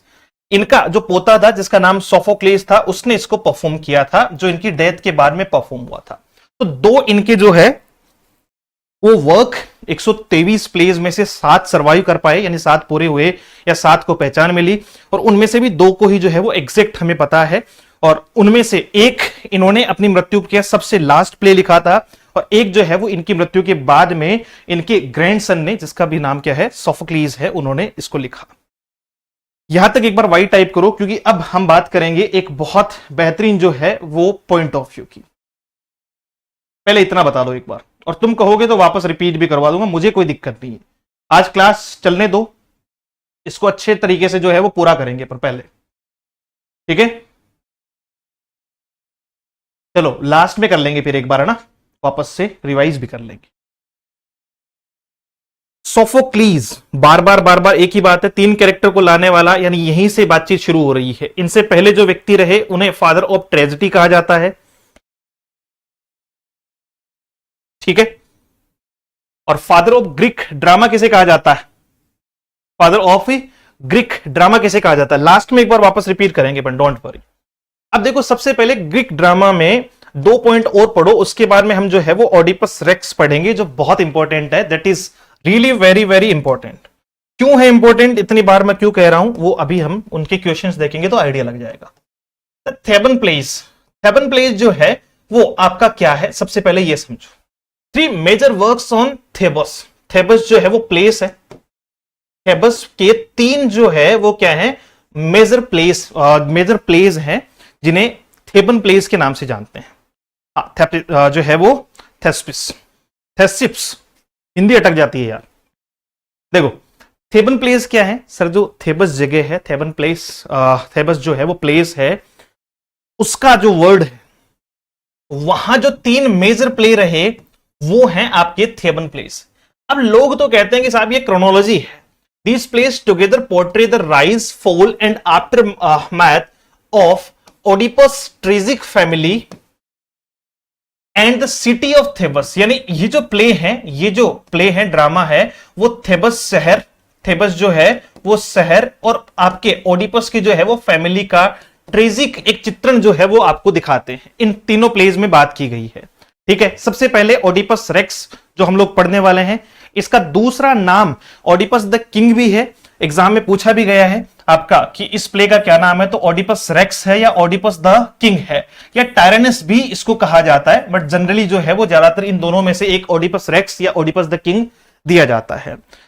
ये जो ट्रेजेडी है ओडिपस रेक्स की या ओडिपस द किंग की, इसमें अननोविंगली जो राजा ओडिपस है वो गलती से अपनी ही मां से, यानी अपने पिता की हत्या करके, हालांकि उसे नहीं पता होता कि वही व्यक्ति उसका पिता है, अपने पिता की हत्या करके अपनी मां से ही शादी कर लेता है, इस प्रकार की ट्रेजेडी जो है वो इसमें दिखाई हुई है। और फिर क्या क्या होता है, ये सारी बात हम इसमें कंप्लीट करेंगे। इसको जो इलस्ट्रेट करता है एक आयरनी ऑफ फेट, यानी भाग्य, इसमें एक लास्ट एक कोटेशन दिया हुआ है कि भाग्य से बेहतर कुछ नहीं होता है, कुछ इस प्रकार का। दूसरा ओडिपस एट कोलोनस जो वर्क है, इनका प्ले है, वो दिखाता है कि ओडिपस जो है वो क्या चाहता है, प्यूरिफिकेशन चाहता है बिफोर डेथ, कि मृत्यु से पहले वो शुद्ध हो जाए, मृत्यु से पहले वो क्या हो जाए, शुद्ध हो जाए, ऐसी उसकी चाहत है, जो वो किस प्ले में बताता है, ओडिपस एट कोलोनस में बताता है। और तीसरा है एंटिगन जो है वो ओडिपस की डॉटर का है, जो डिफाई करती है किंग क्रेयोन का। अब राजा क्रेयोन कौन है, ये अपन बात करेंगे अभी। तो राजा क्रेयोन का लो टू बरी हर ब्रदर, यानी ओडिपस की जो बड़ी बेटी है, वो अपने भाई की मृत्यु पर जो जनरली राजा क्रेयोन के जो नियम होते हैं उनके विरुद्ध जाकर उसको दफनाने की बात करती है। कुछ इस प्रकार का एक क्रिएशन जो है वो इस वर्क में दिखाया गया है। सबसे पहले थेबन प्लेस जो थेबस शहर है उससे रिलेटेड, या ओडिपस, राजा ओडिपस उसकी फैमिली से रिलेटेड जो है वो बातचीत करते हुए दिखाई पड़ते हैं। ये एक ट्रायलॉजी दिखाने का प्रयास किया है, यानी एक के बाद एक जो है वो ऐसा दिखाया गया है, हालांकि ऐसा नहीं है। इनके बीच में जो है वो बहुत ज्यादा गैप है। आपके ओडिपस रेक्स इसमें सबसे इंपॉर्टेंट है, ओडिपस एट कोलोनस और आपका एंटिगन जो है वो इसमें रिलेटेड, याद रखना। हम फिलहाल बात करेंगे ओडिपस रेक्स के बारे में। ओडिपस रेक्स के बारे में बात शुरू करें उससे ठीक पहले कुछ इंपॉर्टेंट फैक्ट हम लोग पढ़ लेते हैं कि जो थेबन प्लेज है, जिसके बारे में जगह जगह कहा जाता है कि थेबन प्लेज जो है वो एक ट्रायलॉजी है, तो ऐसा नहीं है। है ना। अरे ट्राइलेजियस समझते हो ना, तीन तिकड़ी एक तरीके से, कि ये तीनों की तीनों जो है वो तिकड़ी है, एक के बाद एक जो है वो आया हुआ है और रिलेटेड है, ऐसा नहीं है। Not a true trilogy. For example not written और परफॉर्म्ड जो है वो इनको ना ही तो एक साथ में या सिक्वेंशली जो है वो लिखा गया है और ना ही परफॉर्म किया गया है। Each was compose for separate dynasties and festivals, यानी हर को जो जो आपके ईश्वर हैं, मतलब गॉड डायनेसिस हैं, उनके अलग अलग त्योहारों पर अलग अलग जो है वो फेस्टिवल्स पर इनको लिखा गया है अक्रॉस मेनी ईयर्स, कई सालों में। दे कंटेन क्रोनोलॉजिकल इनकंसिस्टेंसी, इनकी क्रोनोलॉजिकल इनकंसिस्टेंसी बताई जाती है कि ये एक के बाद एक नहीं है, ठीक है। And were later compiled only for thematic unity, सिर्फ इनको बार में जो है वो थीमेटिक यूनिटी के सेंस में थेबन प्लेस के नाम पे जो है वो कंपाइल किया गया। So the most important thing is Theban plays is not in a chronological order. Now come to the main point, what is it? Oedipus Rex क्या है? पूरा का पूरा वर्ड टू वर्ड याद कर लेना, शुरुआत से लेकर एंड तक याद कर लेना, क्योंकि इससे रिलेटेड एग्जाम क्वेश्चन पूछेगा। किस टाइप का पूछेगा उसकी अपन बात करते हैं। सबसे पहले टाइटल क्या है? Oedipus Rex. ऑडिपस रेक्स जिसे हम ऑडिपस द किंग और आपका जो है वो ऑडिपस टायरेनिस भी कहा जाता है, ऑडिपस टायरेनिस भी कहा जाता है। इसके प्लेराइट यानी लेखक जो है वो सोफोक्लीज है, सबको पता है। सोफोक्लीज नहीं तो लिखा है, 3 कैरेक्टर इन्होंने यूज किए थे। पीरियड या ग्रीक क्लासिकल एज बताई जाती है 5वीं शताब्दी की। जिनर इसका है ट्रेजिडी, यानी आपका जो ऑडिपस रेक्स है वो वास्तविकता में आपका क्या है बच्चे? एक ट्रेजिडी है, एक ट्रेजिडी है। थीम इसकी क्या है? Fate versus free will. Fate मतलब भाग्य, कि भाई एक तो आपकी इच्छा है और दूसरा आपका भाग्य है, तो उनमें से कौन सा बड़ा है। दूसरा है सेल्फ नॉलेज और तीसरा है हब्रिश। हब्रिश कहते हैं प्राइड को, है ना। ये पढ़ाऊंगा मैं आपको, एक एक वर्ड पढ़ाऊंगा इसमें। सेटिंग है इसका the city of Thebes, Greece. Greece का एक शहर है थेबस शहर, उसका एक जो है वो सेटिंग है, उसका आपका जो है वो प्लेस सेटिंग किया गया है। ये इसका बेसिक नेचर है ऑडिपस रेक्स का। ऑडिपस रेक्स एक ग्रीक ट्रेजिडी है, ग्रीक क्लासिकल ट्रेजिडी है, जिसकी लेखक या प्लेराइट जो है या ड्रामेटिस्ट जो है वो किसे जाना जाता है? सोफोक्लीज को जाना जाता है। सोफोक्लीज ने इस ट्रेजिडी को लिखा। जगह इसकी जो है वो सिटी ऑफ थेबस है, ग्रीस है, और ये फेट वर्सेस जो है वो फ्री विल को बताती हुई दिखाई पड़ती है। यहां तक की बात आपको डन है। अब हम बात करते हैं आपका सोफोक्लीज का ऑडिपस रेक्स क्या है। देखो एक एक जो है वो पॉइंट्स को याद ऐसे करना। ये तो ऊपर ऊपर से तो सब लोगों को याद हो गया फटाफट से कि ऑडिपस रेक्स क्या है। एक ट्रेजिडी है जो क्या बताता है कि सर एक व्यक्ति ऑडिपस रेक्स जो राजा ओडिपस के बारे में बता रहा है, राजा ओडिपस ने गलती से अपने ही पिता की हत्या करके अपनी मां से ही शादी कर ली थी। जब ये बात सामने आई तो फिर मां ने इस दुख में या इस जो है वो मतलब गिल्ट में जो है वो आत्महत्या कर लेती है। इसकी मां आत्महत्या कर लेती है और ये उस दुख में या उस गिल्ट में क्या कर लेता है? एक तो खुद को जो है वो चोट पहुंचाता है, खुद को जो है वो एक तरीके से सजा देता है, अपने ही पिन से अपनी आंखें जो है वो ब्लाइंड कर लेता है, यानी अपनी आंखें फोड़ देता है। और फिर मतलब जो है नगर से या शहर से ये रिक्वेस्ट करता है कि उसे एग्जाइल दिया जाए, यानी देश निकाला दिया जाए, शहर से जो है वो निकाल दिया जाए। और फिर ये चला जाता है राजा क्रेयोन के अंडर में जो है वो अपना शासन देके, और वो उसे संभालता है। उसकी बेटियां और राजा क्रेयोन के अंडर में जो है वो रहती है। कुछ इस प्रकार की इसकी कहानी है इस ट्रेजिडी की। एक एक चीजें इसलिए है क्योंकि इसमें कई बार क्वेश्चन ऐसा पूछा गया है कि पहला जो ओपनिंग लाइन्स है वो क्या है, या ओपनिंग लाइन में कौन किससे बात कर रहा है, ओपनिंग लाइन में कौन किससे बात कर रहा है। तो सबसे पहले एक्सपोजिशन की बात कर रहे हैं। जो थेबस है, मतलब शुरुआत की कहानी क्या है इस ट्रेजिडी की, जो है वो शुरुआती कहानी है कि थेबस शहर is suffering from a deadly plague. Thebes शहर में एक गंभीर जो है वो प्लेग की बीमारी फैल रखी है। थेबस नाम का शहर है ग्रीस का, जिसमें एक डेडली प्लेग यानी जो है वो गंभीर प्लेग की बीमारी फैली हुई है। King Oedipus A heroic and respected ruler, उस समय के जो राजा हैं किंग ऑडिपस, वो एक रिस्पेक्टेड और एक हेरोइक मतलब जो है वो शक्तिशाली राजा है। वो to find the cause and save his people, वो ये प्रण लेता है कि मैं इस बीमारी का हल निकालूंगा और अपनी जनता को, अपने लोगों को जो है वो इससे बचाऊंगा, यानी इस बीमारी से जो है वो उनको उभार लूंगा। The oracle of Apollo declares the plague will end only when the murder of King Laius former king is punished. अब देखो यहां एक व्यक्ति जो है वो ऑरेकल ऑफ अपोलो की बात कर रहे हैं। द ऑरेकल ऑफ अपोलो जो ये डिक्लेयर करते हैं, जब यहां बीमारी फैल जाती है, प्लेग फैल जाता है, राजा ओडिपस सोचते हैं कि भाई वो कैसे भी करके अपनी जनता को उनको बचाना है। अब वो ये प्रण लेते हैं कि भाई मैं बचाऊंगा, लेकिन होता क्या है, भविष्यवाणी की जाती है या इस बारे में जो है वो कि ये प्लेग क्यों आया, ये बीमारी क्यों हुई, तो इसके लिए जो बातचीत की जाती है। तो आपका ऑरेकल ऑफ अपोलो जो है वो क्या कहते हैं, वो डिक्लेयर करते हैं कि प्लेग की बीमारी तब नष्ट होगी जब भूतपूर्व राजा जिनका नाम क्या है, यानी ओडिपस से पहले जो राजा थे उनका नाम है लाइस, ठीक है, जो भूतपूर्व राजा है किंग लाइस, उनके हत्यारों को सजा दी जाए। किंग लाइस जो कहीं जा रहे थे और वहां उनकी हत्या कर दी गई है, तो उनके हत्यारों को अगर सजा दी जाए तो ये प्लेग की जो बीमारी है वो खत्म हो जाएगी, ऐसी भविष्यवाणी की जाती है। ऐसी भविष्यवाणी की जाती है प्रिस्ट के द्वारा, पुजारियों के द्वारा, प्रोफेट के द्वारा। ओडिपस अब इस बात से अनजान है कि उसने खुद ने ही जो है वो राजा को मारा था। ओडिपस को नहीं पता, क्यों? क्योंकि इसने जिसको मारा उसको लगा कोई बूढ़ा व्यक्ति था। तो ओडिपस इस बात से अनजान है कि उसने खुद ने राजा को मारा था। वो एक गंभीर औथ लेता है, एक शपथ लेता है और कहता है कि मैं कुछ भी हो जाए, मैं उस जो दोषी है उसको ढूंढूंगा और उसको सजा दूंगा, जिससे मेरा जो शहर है, मेरे जो लोग हैं, उनको मैं बचा सकूं। तो यहां कितने कितने कैरेक्टर आ गए कि सबसे पहले ओडिपस को यह बताया जाता है, सबसे पहले शुरुआती दौर में जो है वो ओडिपस को यह पता चलता है कि उसके राज्य में प्लेग नाम की बीमारी फैल गई है। ओडिपस ये शपथ लेता है कि वो कैसे भी करके इस बीमारी को मतलब हटाएगा या इस बीमारी से लोगों को जो है वो बचाने का काम करेगा। जब इस बारे में पता चलता है कि ये बीमारी, इसके लिए एक मतलब जो है वो घोषणा होती है, ऑरेकल ऑफ अपोलो कहते हैं, डिक्लेयर करते हैं कि ये जो प्लेग है, बीमारी किस वजह से हुई है कि भूतपूर्व राजा लुइस जो है, लुइस की हत्या कर दी गई थी और उन हत्यारों को अभी तक सजा नहीं मिली, क्योंकि पता ही नहीं था हत्यारे कौन थे। तो उनके हत्यारों को अगर सजा दे दी जाए तो ये बीमारी जो है वो नष्ट हो सकती है, ये बीमारी जा सकती है।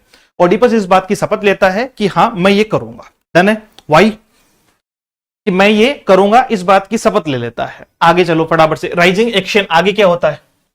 ओडिपस कॉल्स ट्राइसिस, है ना, ओडिपस जो है वो ट्राइसिस को बुलाता है। ओडिपस किसको बुलाता है? ट्राइसिस को। ट्राइसिस कौन है? ट्राइसिस एक ब्लाइंड जो है वो ब्लाइंड प्रॉफिट है, अंधा पैगंबर है। पैगंबर मतलब भगवान का दूत, भविष्य वक्ता भी इसको अपन जो है वो हिंदी में कहते हैं कि भगवान के दूत होते हैं, प्रॉफिट होते हैं, पैगंबर जिनको अपन कहते हैं, भविष्य वक्ता है ये।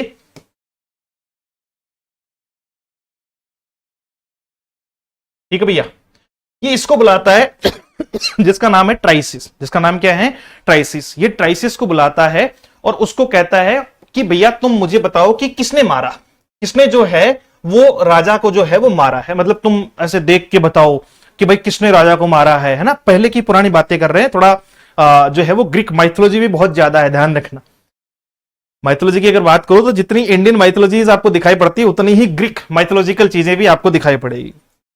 तो ऐसा माना जाता है कि अपने एक प्रोफेट को बुलाते हैं, एक पैगंबर को बुलाते हैं, एक भविष्य वक्ता को बुलाते हैं, जो देख के ये बताएगा कि राजा की हत्या किसने की थी, राजा की हत्या किसने की थी। जब वो भविष्य देखता है तो उसे पता चल जाता है, ट्राइसिस को ये बात पता चल जाती है कि ओडिपस ने ही गलती से राजा की हत्या कर दी, ओडिपस ने ही गलती से राजा की हत्या कर दी। लेकिन अब एक बात बताओ, वर्तमान राजा है, क्या उसको बताने की हिम्मत जो है वो ट्राइसिस कर सकता है? तो वो नहीं कर पाता है। वो हेजिटेट होता है कि अगर मैं राजा को बता दूंगा तो कहीं राजा गुस्से में आके जो है वो मुझे ही ना निपटा दे।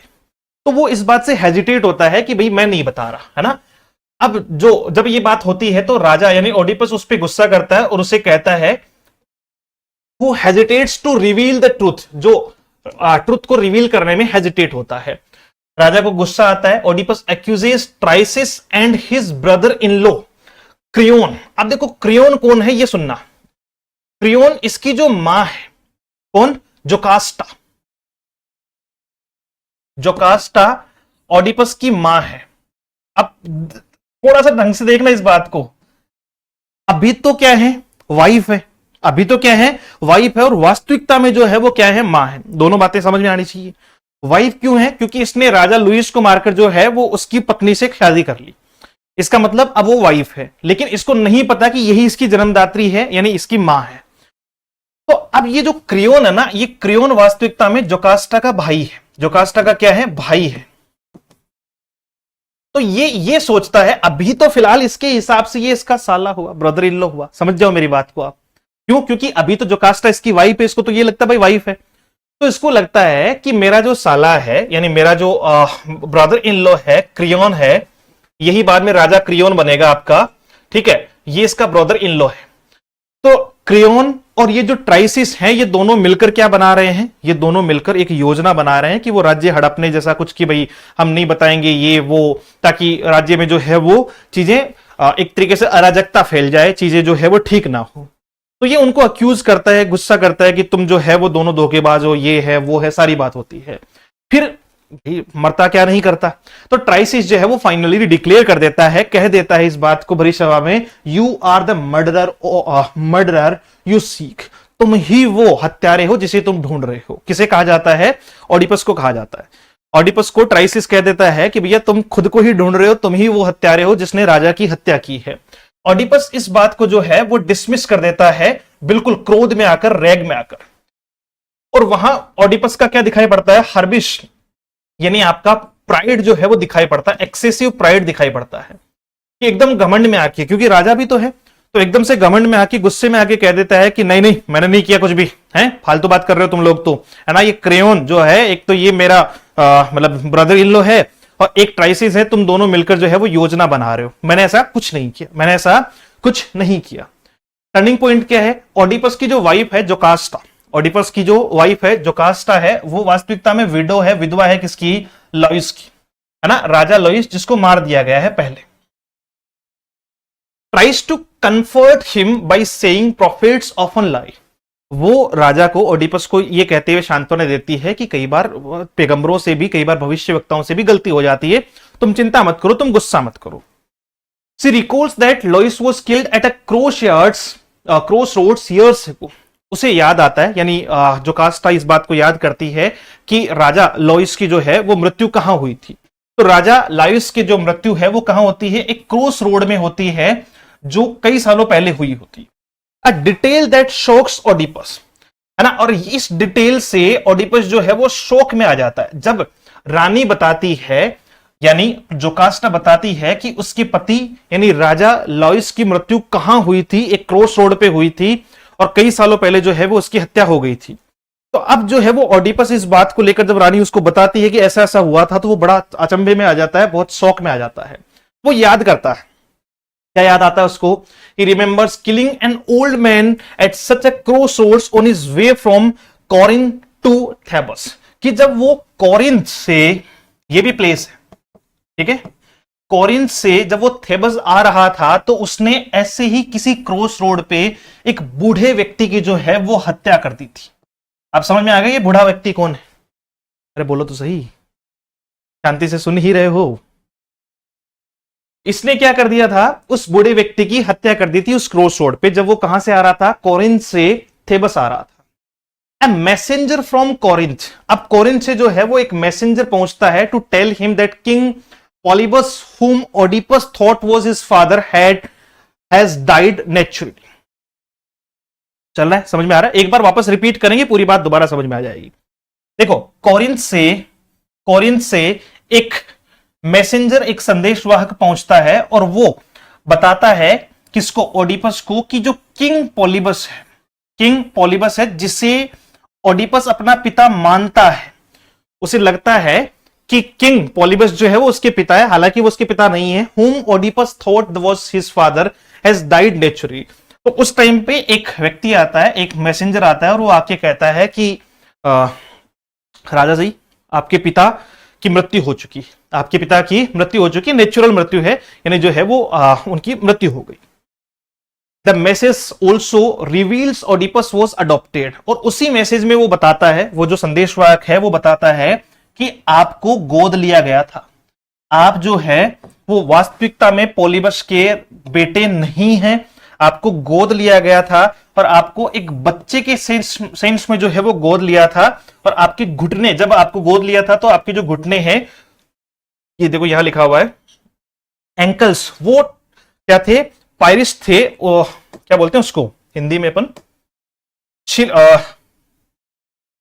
समझ गए होगे, गर्ल्स तो समझ गई होगी, वो हिंदी अटक गई बीच में ही, है ना, कि उनके जो घुटने हैं उनमें मतलब छिदे हुए, या उनके अंदर जो है वो कुछ पहना रखा था, जैसे कान वगैरह में नहीं पहनते पर कुछ उस प्रकार से। तो अब पूरी पूरी कहानी समझ में आ गई। यानी जब ये चीजें चल ही रही थी तो उसी टाइम पे उसके बाद में जो है वो एक मैसेंजर आता है, एक संदेशवाहक आता है, और कॉर्निथ से जो है वो आके का क्या कहता है कि राजा जी आपके पिता की नेचुरल डेथ हो चुकी है, जिनका नाम पोलिबस है, और दूसरा आपको बताते हुए खेद हो रहा है कि आप जो है वो उनके सगे पुत्र नहीं है, आपको अडॉप्ट किया गया था, और जब आपको अडॉप्ट किया गया था तब आप एक बच्चे थे, आपके जो है वो घुटने, आपके घुटने मतलब जो है वो छिदे हुए थे। अरे गर्ल्स क्यों बताएगी, क्योंकि गर्ल्स जो है वो जनरली इयररिंग्स पहनती है वह, हैं, ठीक है। क्लाइमेक्स क्या है, रिकग्नाइजेशन जो है वो आपका क्या हो जाएगा, the shepherd who saved baby Oedipus. अब जब ये बात चलती है, जब ये बात फैलती है, तो वो जो गडरिया है जिसने ओडिपस को, जब बच्चे को बचाया था, ओडिपस जब बच्चा था उसको बचाया था, उसको लाया जाता है, वो कंफर्म करता है कि ओडिपस जो है वो किसका बच्चा है, ओडिपस किसका सन है, किसका पुत्र है, लॉयस और जोकास्टा का पुत्र है, यानी फॉर्मर किंग और अभी की जो रानी है यानी उसकी पत्नी, उन्हीं का पुत्र है। द प्रोफेसी इज फुलफिल्ड, जो पहले से जो प्रोफेसी है यानी जो भविष्यवाणी की गई थी वो पूरी हो जाती है, वो स्वीकार कर ली जाती है कि भाई उन्होंने भविष्यवाणी की थी कि तुम ही जो है वो हत्यारे हो, अब वो भविष्यवाणी सच हो जाती है। Oedipus has killed his father and married his mother, Oedipus ने अपने पिता को मार दिया था और अपनी मां से विवाह कर लिया था। Jocasta realises the truth first and hangs herself, Jocasta को जब ये पता चलता है तो वो फांसी लगा लेती है, वो अपने आप को जो है वो मृत्यु पर ले जाती है।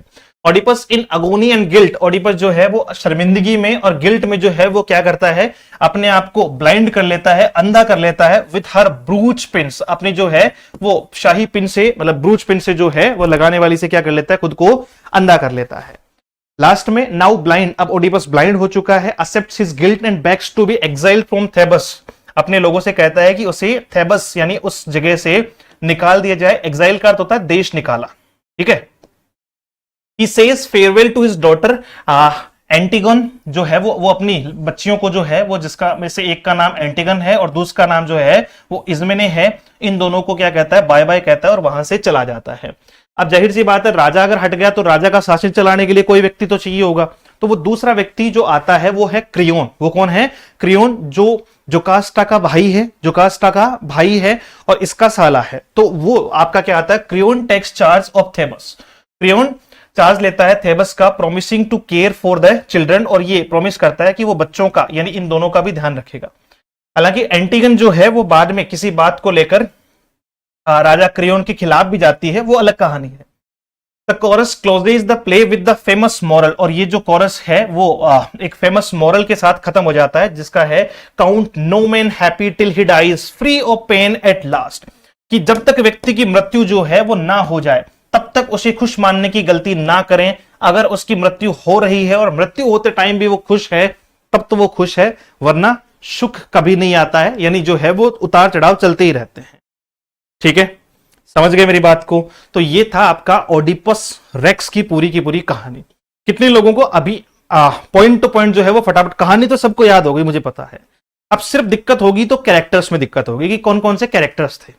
तो कैरेक्टर्स को एक बार मैं वापस से जो है वो रिवाइज कर रहा हूं, इसको पूरी की पूरी बातचीत को। ओडिपस रेक्स एक ट्रेजेडी है जो सोफोक्लीज ने लिखी है, ग्रीक ओरिजिनेशन इसका है, ग्रीक जो है वो ट्रेजेडी है।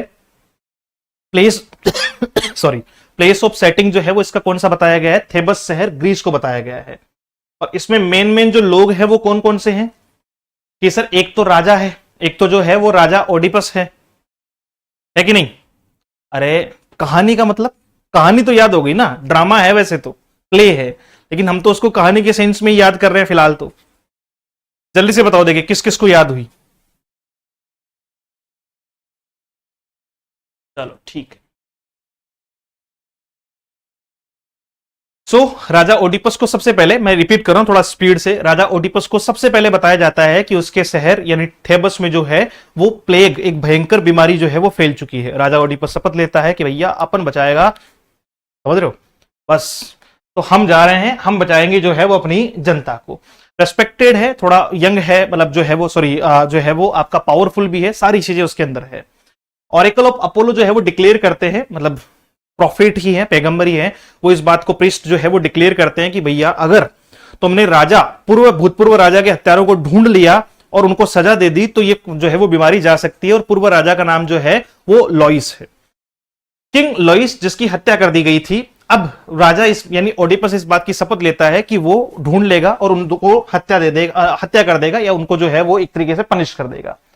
फिर राइजिंग एक्शन में ओडिपस ट्राइसिस को बुलाता है, उसको पूछता है, जो ब्लाइंड प्रॉफिट है, पैगंबर है, जो भविष्यवाणी करता है, उसको पूछता है कि भैया बताओ तो किसने मारा होगा। तो वो कह रहा है, मतलब झिझकता है, तो वो डांट देता है या एक तरीके से गुस्सा करता है किन लोगों पे, ट्राइसिस पे और अपने जो ब्रदर इन लॉ है क्रियोन पे, इन पे गुस्सा करता है और कहता है कि तुम लोगों ने एक तरीके से क्या बना रखी है, यूनिटी बना रखी है और तुम चाहते हो कि शासन को हड़प लिया जाए।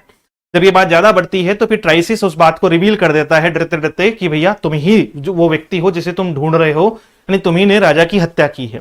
इस बात से ओडिपस को गुस्सा आता है, क्योंकि प्राइड भी है, हर्बिश एक वर्ड जो है वो ग्रीक वर्ड यूज किया गया है उसके लिए, उसको गुस्सा आता है और प्राइड में वो इस बात को मानने से मना कर देता है।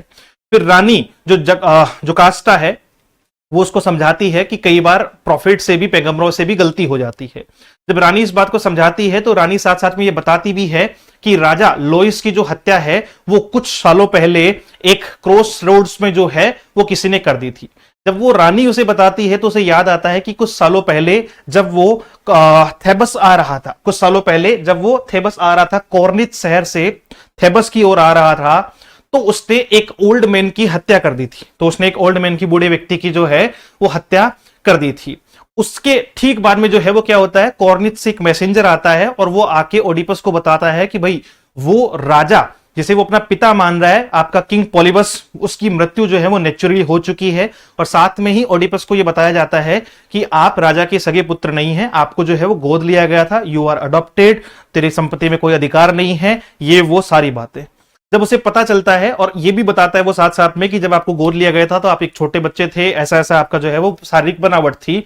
अब इस बात को कंफर्म करने के लिए, जो है वो क्या किया जाता है, उस गडरिये को, सेफर्ड को बुलाया जाता है जिसने ओडिपस को उस समय बच्चे के तौर पे जो है वो संभाला था या बच्चे के तौर पे सुरक्षा की थी। फिर उसने राजा को दे दिया था, राजा पोलिबस को उसको जो है वो सौंप दिया था, क्योंकि वो उसी के राज्य में जो है वो कॉर्निथ में पाया गया था। तो उसको बुलाया जाता है, ये कंफर्म कर लेता है और कंफर्म करके कहता है कि हाँ ये जो है वो जोकास्टा और लॉइस का ही पुत्र है। और अब जब ये बात पता चलती है, रिवील हो जाती है, तो एक तो जो उन्होंने परिकल्पना की थी या मैं कहूं कि भविष्यवाणी की थी वो सच हो गई। दूसरा इधर जो है वो इस बात का दुख देखते हुए कि भाई मैंने अपने पुत्र से शादी कर ली, जोकास्टा जो है सुसाइड कर लेती है। ओडिपस को इस बात में गुस्सा, गिल्ट, सारी चीजें रहती है उसके अंदर, वो खुद को अंधा कर लेता है। फिर वो देश से चला जाता है।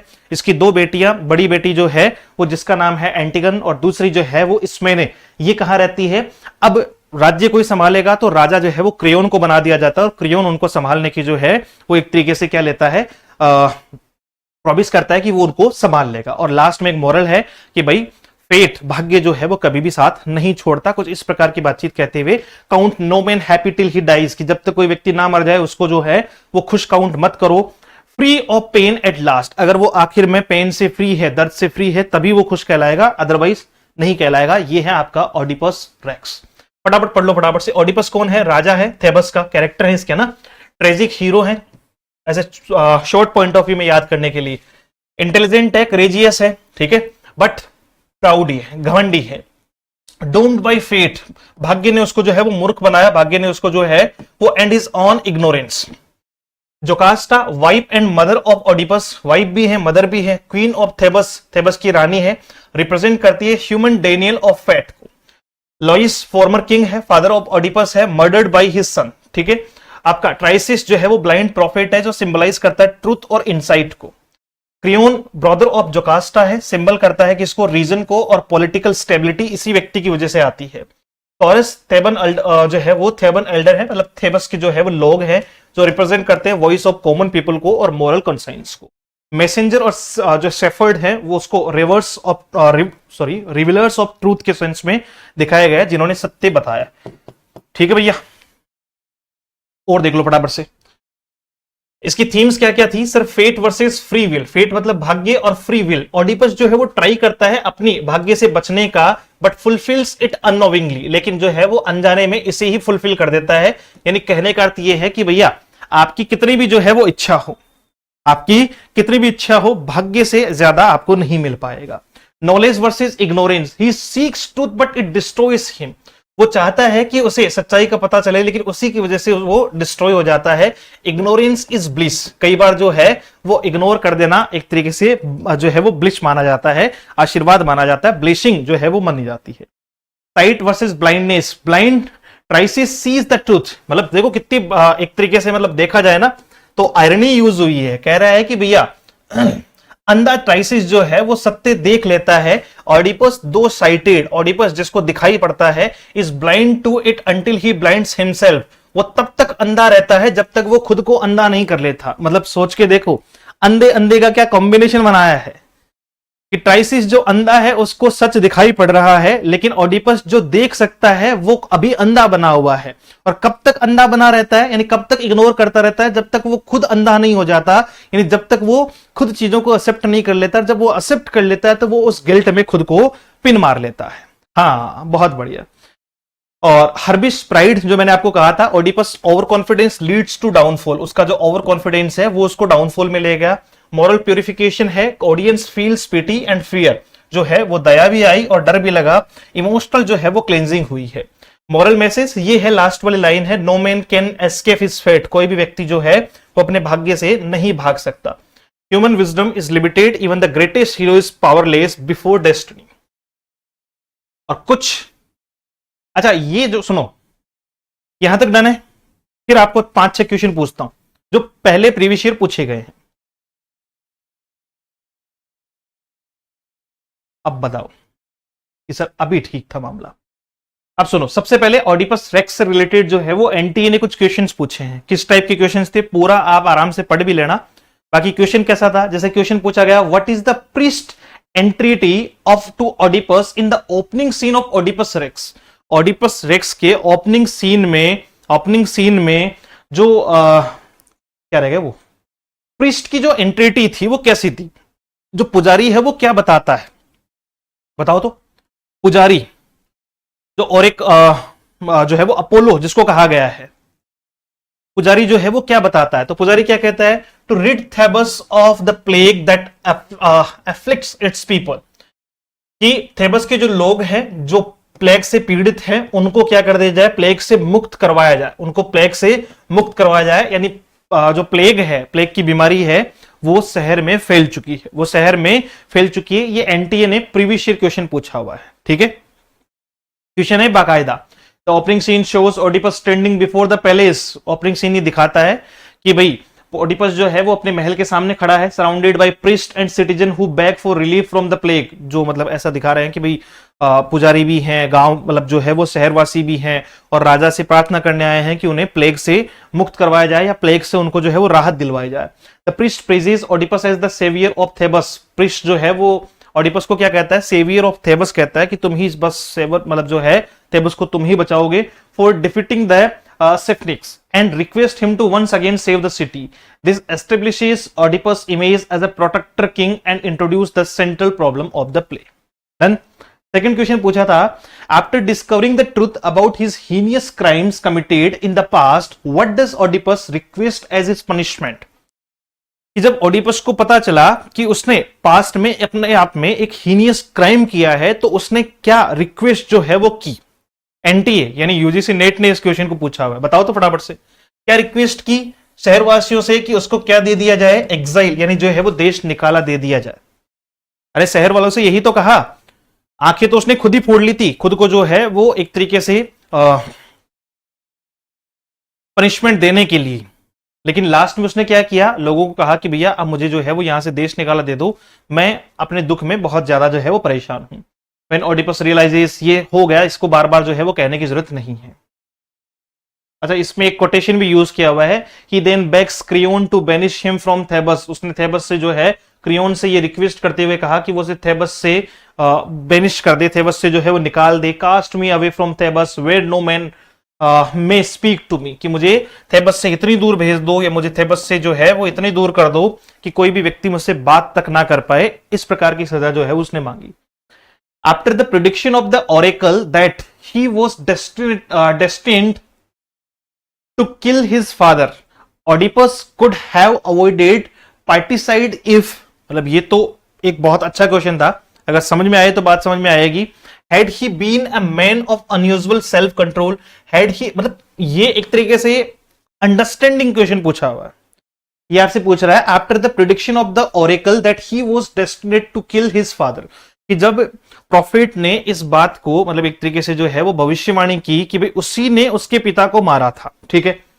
Oedipus could have avoided parricide if, कि ओडिपस जो है वो ये सारी चीजें जो है वो कैसे अवॉइड कर सकता था, अगर वो क्या करता।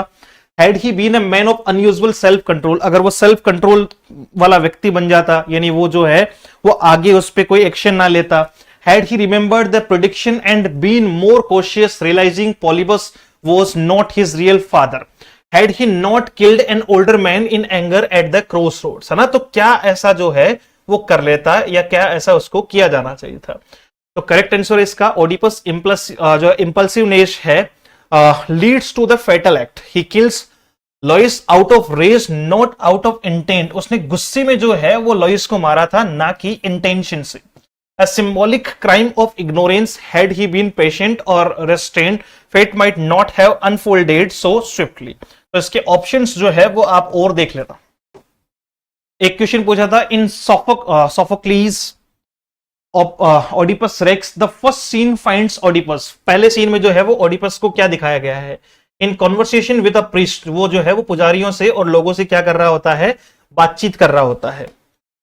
इसके अलावा in Sophocles play King Laius the erstwhile ruler of Thebes was murdered, किसने मर्डर किया या कहां मर्डर किया गया। At the crossroads on his way to Delphi, जब वो डेल्फी जा रहा था। डेल्फी कौन जा रहा था, डेल्फी जो है वो राजा लॉइस जा रहा था। उस समय पे जो ओडिपस है वो कहां लौट रहा था, थेबस लौट रहा था। वो कहां लौट रहा था, थेबस लौट रहा था। तो वहां उनका जो है वो बीच में झड़प हो गई और गुस्से में उसने उसको मार दिया। एक और question, count no man happy, ये मैंने कहा था कि ये लाइन याद रखना, कोटेशन याद रखना। Count no man happy until he dies free of pain at last is the last line of which play, ये किसकी जो है वो लास्ट लाइन है। तो ओडिपस द किंग या ओडिपस जो है वो रेक्स की लास्ट लाइन है। टाइप करो वाई कि सर ये बात समझ में आई। फिर चलते हैं अपन इसके अगले फॉर्मेट पे। जल्दी जल्दी जल्दी बताओ फटाफट से, चलो।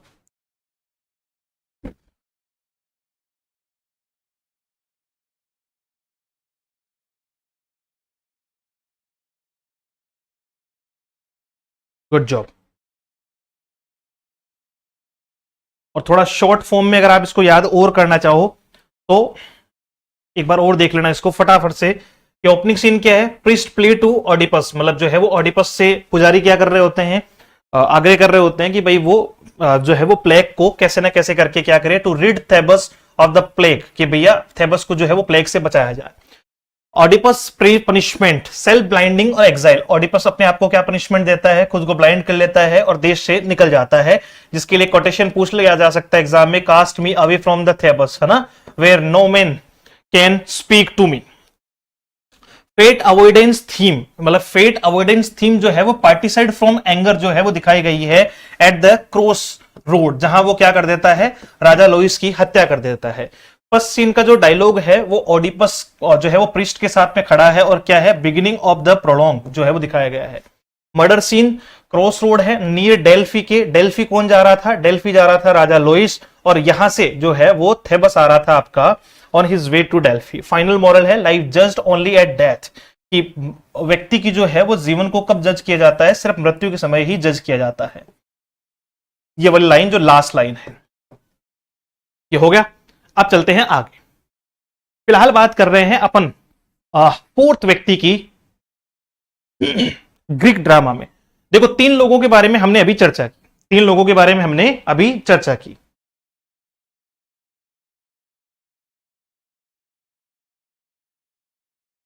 चलो अब हम बात करेंगे फोर्थ व्यक्ति अपने जो है वो यूरिपिडीज। यूरिपिड्स जो है वो यूरिपिड्स के अगर बारे में बात करें, यूरिपिडीज के अगर बारे में बात करें तो ये इनका जो है वो टाइम हो गया। Humanised gods and heroes, introduce realism and psychology. इन्होंने अपने काम में जो है वो साइकोलॉजी को यूज किया। Women and slaves shown as thinking जो है वो बींग्स, मतलब एक तरीके से सोचने की क्षमता जो है वो लोगों में आई। फेमस प्लेस इनके मेडिया, ट्रोजन विमेन, है ना, ये सारे रहे। और ये छोटा सा, मतलब इनमें से अगर सब लोगों में से एक व्यक्ति को याद करना हो तो कौन सा है, अब ये भी बात की थी हमने। और बस एक तो ऑडिपस रेक्स को याद करना, और ऑडिपस रेक्स को याद करने वाली ऑडिपस रेक्स को लिखने वाले व्यक्ति जो है वो सोफोक्लीज के बारे में याद रखना, है ना। ग्रीक ड्रामा में सबसे ज्यादा क्वेश्चन इन्हीं से रिलेटेड, सोफोक्लीज और उनके वर्क ऑडिपस रेक्स से रिलेटेड ही पूछे जाते हैं। इसके अलावा फादर वाली बात याद रखना कि फादर ऑफ जो है वो ग्रीक ड्रामा कौन है, या पहला एक्टर जो है वो कौन है ग्रीक ड्रामा में, या इसके अलावा हमने किसको ग्रीक जो है वो थ्योरी ऑफ ड्रामा के लिए जो है वो फादर किसको कहा है, तो वो किसे कहा है, एरिस्टोटल को कहा है, यानी अरस्तु को कहा है। तो फोर्थ व्यक्ति आपके ये रहे। और फिफ्थ नंबर के जो व्यक्ति हैं वो कौन है आपके, एरिस्टोफेंस। देखो एक तो है एरिस्टोटल, एक है एरिस्टोफेंस। एरिस्टोफेंस भी याद रखना है। एरिस्टोफेंस के लिए सिर्फ एक बात याद रखनी है कि एरिस्टोफेंस को फादर ऑफ कॉमेडी कहा जाता है। एरिस्टोफेंस को क्या कहा जाता है, फादर ऑफ कॉमेडी कहा जाता है। अब आपके मन में आएगा कि सर फिर वो राल्फ रोइस्टर डोइस्टर क्या है, वो इंग्लिश में है, ठीक है। अभी हम बात कर रहे हैं ग्रीक में, फिर हम बात करेंगे रोमन में। तो ग्रीक में फादर ऑफ कॉमेडी और फादर ऑफ ट्रेजेडी अलग हैं, रोमन में फादर ऑफ ट्रेजेडी और फादर ऑफ कॉमेडी अलग हैं, और उसके बाद में तीसरे नंबर पे आते हैं आपके कौन से, इंग्लिश वाले जो है वो अलग हैं। डन।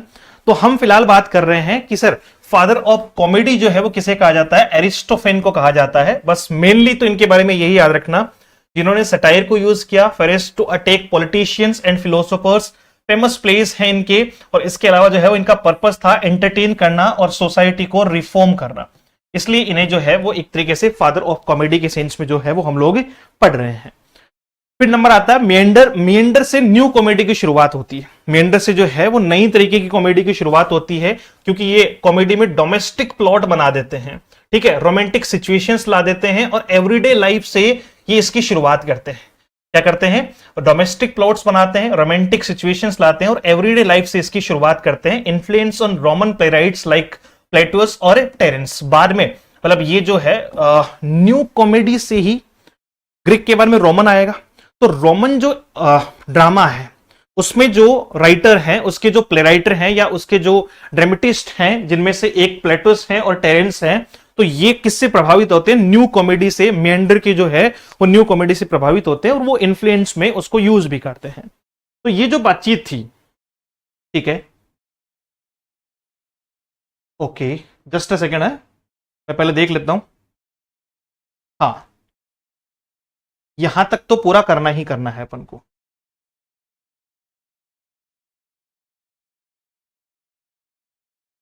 ठीक है, अब सुनो, जो ग्रीक ड्रामा है उसके कैरेक्टरिस्टिक्स क्या रहे, ग्रीक ड्रामा के कैरेक्टरिस्टिक्स क्या रहे। जैसे रिलीजियस ओरिजिन हुआ सबसे पहले, थोड़ा सा एक बार रिवाइज करवा देता हूं मैं चीजों को। सबसे पहले हमने देखा कि सर जो ग्रीक ड्रामा है वो रिलीजियसली जो है वो ओरिजिनेटेड है, यानी शुरुआत इनकी हुई ग्रीक गॉड डायनोसिस की जो है वो पूजा पाठ से।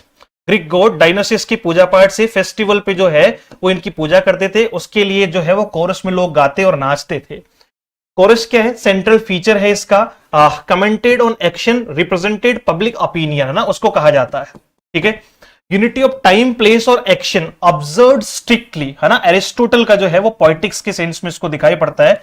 इस पे भी मैं बात करूंगा, ये अलग से भी इसके ऊपर जो है वो पूरी चर्चा होगी कि ये क्या है, मतलब ये जो है वो क्या कैरेक्टरिस्टिक्स है, यूनिटी ऑफ टाइम, प्लेस और एक्शन जो है वो वास्तविकता में क्या है।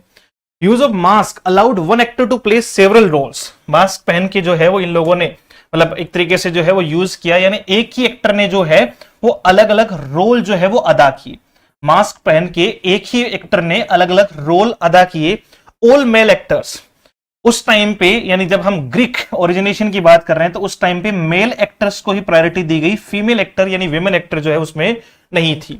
और एम्पी थिएटर की अगर बात करें तो ओपन एयर सर्कुलर थिएटर थे, लाइक जो है वो एथेंस थिएटर और आपका डायनासियस। तो उस प्रकार के जो है वो ओपन एयर क्या थे, थिएटर थे। तो ये इसके कैरेक्टर स्टैटिक्स है ग्रीक ड्रामा के। मैं एक बार रिवाइज कर देता हूं कि ग्रीक ड्रामा की शुरुआत जो है वो डायनासिस फेस्टिवल से, यानी डायनासियन फेस्टिवल, भगवान डायनासिस की जो है वो पूजा पाठ से होती है। और इसमें यूनिटी ऑफ टाइम, प्लेस और एक्शन की बात जो है वो की गई है।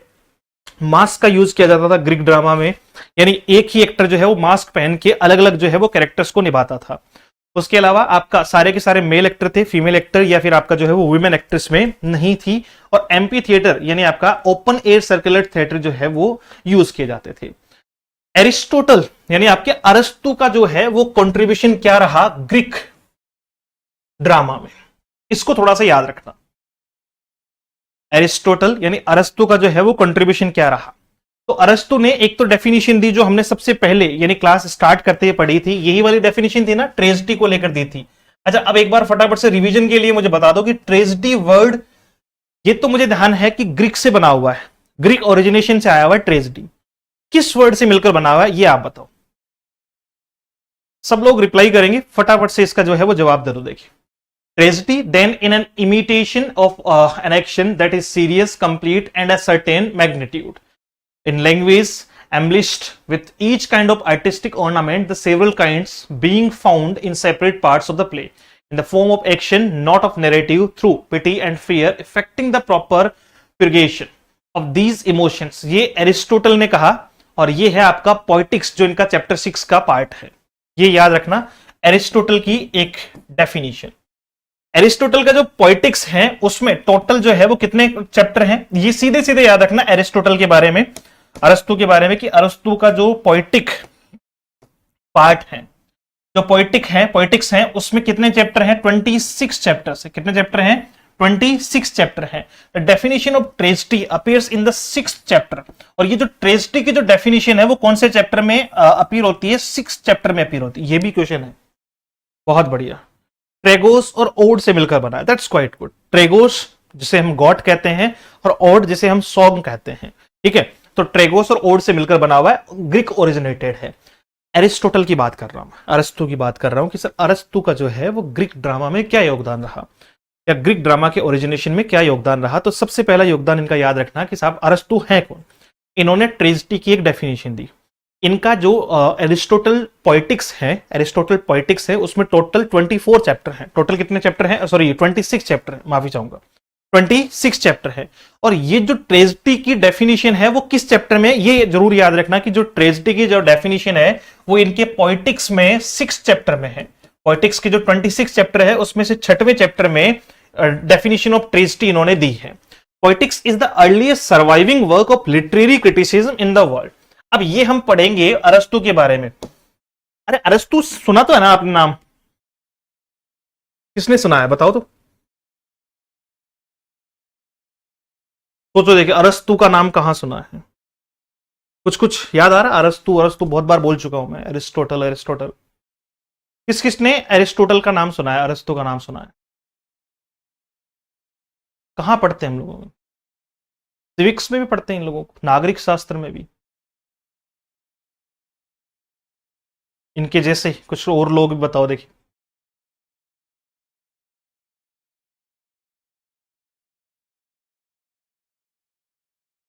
तो अरस्तु जो है वो पोइटिक्स, इनका जो वर्क है अरिस्टोटल का, poetics the earliest surviving work of literary criticism in the world.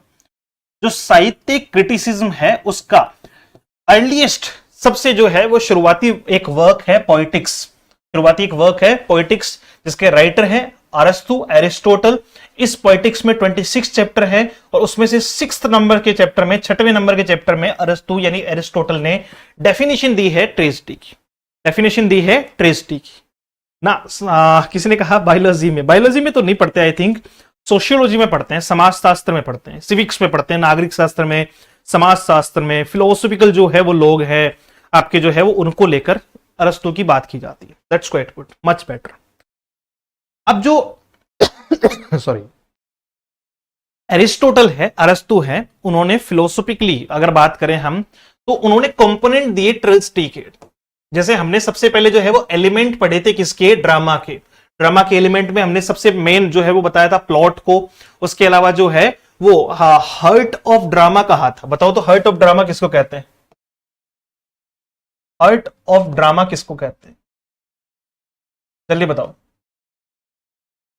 हमने सबसे मेन तो कहा था कि सर प्लॉट जरूरी है, पहले प्लॉट खरीदा था, फिर कैरेक्टर जो है वो लेकर आए थे, फिर उनके बीच में लड़ाई दंगा करवाया था। तो वो बताओ फटाफट से, उसे क्या कहते हैं? अब देखो, अकॉर्डिंग टू एरिस्टोटल, अरस्तु के अनुसार जो ट्रेजेडी है उसमें 6 एलिमेंट होते हैं। ट्रेजेडी में क्या होते हैं? 6 एलिमेंट होते हैं। बहुत बढ़िया, सब लोग कह रहे हैं कि सर इसका सही जवाब आप जो पूछ रहे हो, heart of drama is called conflict. Conflict, बहुत बढ़िया, बहुत अच्छे। तो इसमें क्या क्या है? अब यहां हम ग्रीक टर्म और इंग्लिश मीनिंग की बात कर रहे हैं। जो प्लॉट है उसको ग्रीक में माइथोस कहा जाता है। क्या कहा जाता है? माइथोस कहा जाता है। जो कैरेक्टर है उसको ग्रीक में एथोस कहा जाता है। जो थॉट है, विचार है, उनको ग्रीक में डायनोइया जो है वो डायनोइया कहा जाता है। डिक्शन को लेक्सिस कहा जाता है। ये तो शायद आपने पढ़ा होगा मेरे ख्याल से। मेलोडी को मेलोस या आपका जो है वो मेलोपिया कहा जाता है, और स्पेक्टेकल को ऑप्सिस कहा जाता है। ये आपने पढ़ा होगा ना, लेक्सिकोग्राफर, एक वर्ड पढ़ा होगा आपने शायद। वन वर्ड सब्स्टिट्यूशन में हम लोग पढ़ते हैं, वोकेबलरी का एक वर्ड पढ़ते हैं, लेक्सिकोग्राफर। मतलब रूट है आपका, कुछ ग्रीक ओरिजिनेटेड वर्ड हैं जो रूट का काम करते हैं, तो उनमें से एक है लेक्सी। तो लेक्सी डिक्शन होता है। लेक्सी का अर्थ क्या होता है आपका? डिक्शन होता है। सबसे पहले प्लॉट, जिसको हम माइथोस कहते हैं, ये देखो याद रखना भैया, प्लॉट को माइथोस कहते हैं। दैट इज मोस्ट इंपॉर्टेंट, ये तो है मोस्ट इंपॉर्टेंट। और इसमें सबसे कम इंपॉर्टेंट जो है वो कौन सा है आपका? Spectacle, least important. अब सुनो, प्लॉट जिसको हम माइथोस कहते हैं, द सोल ऑफ ट्रेजेडी। ये ट्रेजेडी की क्या होती है? आत्मा होती है। The soul of a tragedy, the proper arrangement of incidents, plot must be unified, logical and complete. कि जो प्लॉट होता है ये सोल है, आत्मा है भैया। अगर आप ट्रेजेडी दिखा रहे हो और उसको आपने प्लॉटिंग सही नहीं की, सीक्वेंस सही नहीं की, स्टोरी टेलिंग अगर उसकी सही नहीं की, तो वो समझ में नहीं आएगी। फिर आता है कैरेक्टर, जिसको अपन एथोस कहते हैं। तो एथोस क्या है? Moral nature of the agents है। एक्शन रिवील कैरेक्टर्स, है ना। एक्शन जो है वो किसके माध्यम से आती है? या एक्शन के माध्यम से कैरेक्टर रिवील किया जाता है। डायनोइया जो है वो थॉट को कहते हैं। डायनोइया है the intellectual element, reasoning, ideas and theme expressions.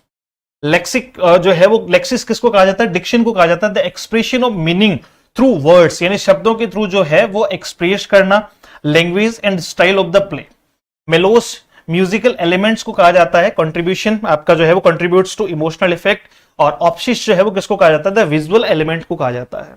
It is more possible कि अगर किसी दिन जो है या किसी बार ये आपको अरेंजमेंट में पूछ लिया जाए, ठीक है, अरेंजमेंट समझ रहे हो, मिलान वाले क्वेश्चन में पूछ लिया जाए, जैसे इधर दे दिए 4 और इधर दे दिए 4 की माइथोस किसको कहते हैं, एथोस किसको कहते हैं। ये ड्रामा के ट्रेजेडी के स्पेशली जो है वो कंपोनेंट्स है, तो याद करना, एथोस, माइथोस याद रह जाएगा आपको। माइथोस प्लॉट को कहते हैं, ठीक है,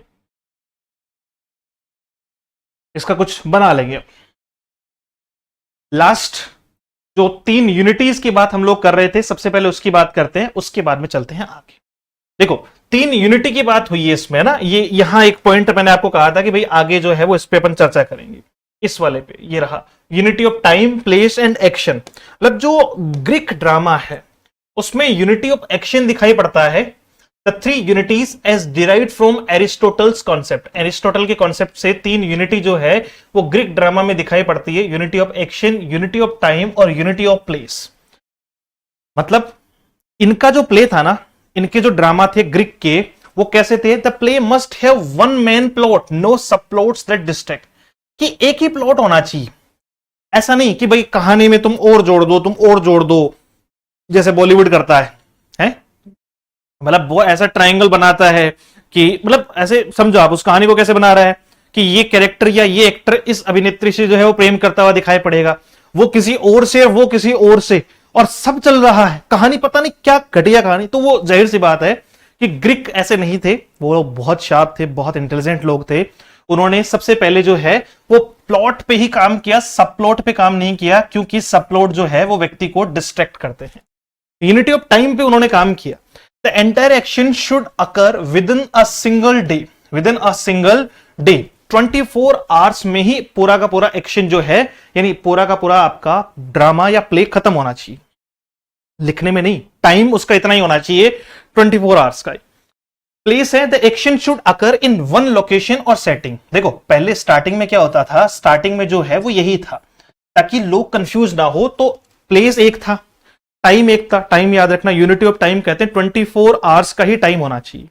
इसके अलावा आपका जो है वो प्लेस एक होना चाहिए, और ड्रामा में प्लॉट भी एक ही होना चाहिए। फिर तो बाद में तो धीरे धीरे बहुत सारे आ गए, जैसे जब हम शेक्सपियर तक चलेंगे तो वहां तो मतलब उन्होंने इतने सारे कैरेक्टर्स, इतने सारे जो है वो टाइम प्लेस, मतलब सेटिंग ऑफ प्लेस, प्लॉट, सब प्लॉट यूज कर रखे हैं कि ऐसे पूरा मिक्स कर दिया। लेकिन हम शुरुआती दौर की बात कर रहे हैं, उस टाइम पे एक ही प्लॉट हुआ करता था, एक टाइम 24 आवर्स का, और एक ही आपकी जो है वो साथ में क्या हुआ करती थी, प्लेस भी सिंगल हुआ करता था। इंडियन जो ओरिजिनेशन है, या मैं अगर बात कर रहा हूं किसके बारे में, इंडियन जो है वो पैरेलल ड्रामा के बारे में बात कर रहा हूं। इसको मैं सिर्फ एक ही बात करूंगा इसके बारे में, कि जब ग्रीक चल रहे थे, ग्रीक अपना डेवलपमेंट कर रहे थे, और इधर भारत जो है वो अपना डेवलपमेंट कर रहा था, उसी टाइम पीरियड के दौरान, उसी टाइम पीरियड के दौरान, यानी आपका जो है वो सेकंड, अगर बीसी से सेकंड जो है वो सेंचुरी एडी तक की बात करें, तो उस टाइम पे हमने सबसे पहले जो है वो ओल्डेस्ट ट्रीटाइज जो है वो ट्रीटाइज अपना क्या है, नाट्य शास्त्र है, भारत मुनि ने लिखा था, सब लोगों को याद होगा। अगर इंडियन डेवलपमेंट की बात करें, इंडियन ड्रामा की बात करें, हालांकि अपन बाद में जो है वो जब इंडियन राइटिंग पढ़ेंगे ना तब भी बात करेंगे, यहां हल्की सी बात कर रहा हूं मैं। लैंग्वेज हमारी उस टाइम पे संस्कृत हुआ करती थी। फर्स्ट प्लेराइट जो पहले ड्रामेटिस्ट हैं, प्लेराइट हैं, वो है भाषा। उसके अलावा गोल्डन एज हमारी जो है वो कालिदास की एज जो है वो गोल्डन एज कही जाती है, जहां उन्होंने अभिजान शकुंतलम लिखा, या आपका जो है वो जिसमें कैरेक्टर शकुंतला, ये था क्या, Shakuntala, sorry, most famous Indian play है अभिज्ञान शकुंतलम, ठीक है।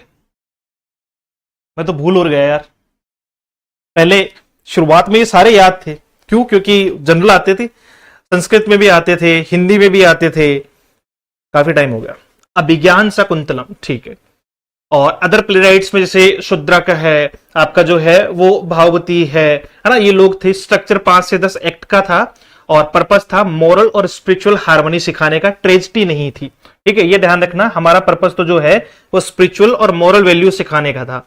Based on रशा theory, love heroism, आपका जो है वो RAS है, आपका जो है लव, हीरोइज्म, पिटी, ह्यूमर, फियर और वंडर पे जो है वो डिपेंड किया करते थे। कुछ इस प्रकार का इंडियन एक जो है वो ड्रामा उस टाइम पे राइज हो रहा था। हालांकि मैं इसको लेकर बहुत ज्यादा अभी फिलहाल बात इसलिए नहीं कर रहा हूं, क्योंकि ये मैं आपको शुरुआत से पूरा का पूरा, अपनी तो यूनिट है एक इंडियन राइटिंग की, तो वहां पढ़ेंगे इसको, इंडियन ओरिजिन, कहां से इसकी शुरुआत होती, ठीक है, तो वो अलग देख लेंगे। अब हम कल बात करेंगे सबसे पहले रोमन की, कि रोमन कैसे आए, रोमन्स में क्या क्या हुआ, और उसके बाद में जब हम रोमन पढ़ लेंगे तो फिर हम लोग शुरू करेंगे इंग्लिश का। इंग्लिश में ही फिर अपन वापस से फटाफट से जो है वो चलेंगे, और प्रोसेस थोड़ा सा स्पीड वाली जो है वो, जैसे कल कोशिश होगी कि ड्रामा का जो फॉर्म है वो कंप्लीट हो जाए, वैसे कंप्लीट नहीं, मतलब ड्रामा का फॉर्म कंप्लीट हो जाए, और फिर हम राइटर्स के साथ में शुरू करें। पहले स्टार्ट करेंगे अपन क्रिस्टोफर मार्लो से, फिर अपन विलियम शेक्सपियर की तरफ चलेंगे, और फिर धीरे धीरे उनके साथ साथ में जो है वो आगे बढ़ते जाएंगे। डन। होप आज की सेशन को आपने बेहतर तरीके से जो है वो सीखा होगा, समझा होगा। अगर एक बार आप पूरे के पूरे सेशन को दोबारा रिवाइज कर लोगे तो मुझे नहीं लगता कि आपको आने वाले टाइम पे इससे रिलेटेड कोई दिक्कत होगी। बट रिवीजन बहुत कंपलसरी है, ये भी पीपीटी आपको मिल जाएगी, तो साथ में आप देख लीजिएगा, पढ़ लीजिएगा, बेहतर तरीके से इसको याद कर लीजिएगा। और ऑडिपस रेक्स 100% याद कीजिएगा, उसमें से लगभग एग्जाम जो है वो बार बार क्वेश्चन पूछता ही पूछता, ठीक है। Any question? हो जाएगा मैडम, हो जाएगा Varsha ji, don't worry about that.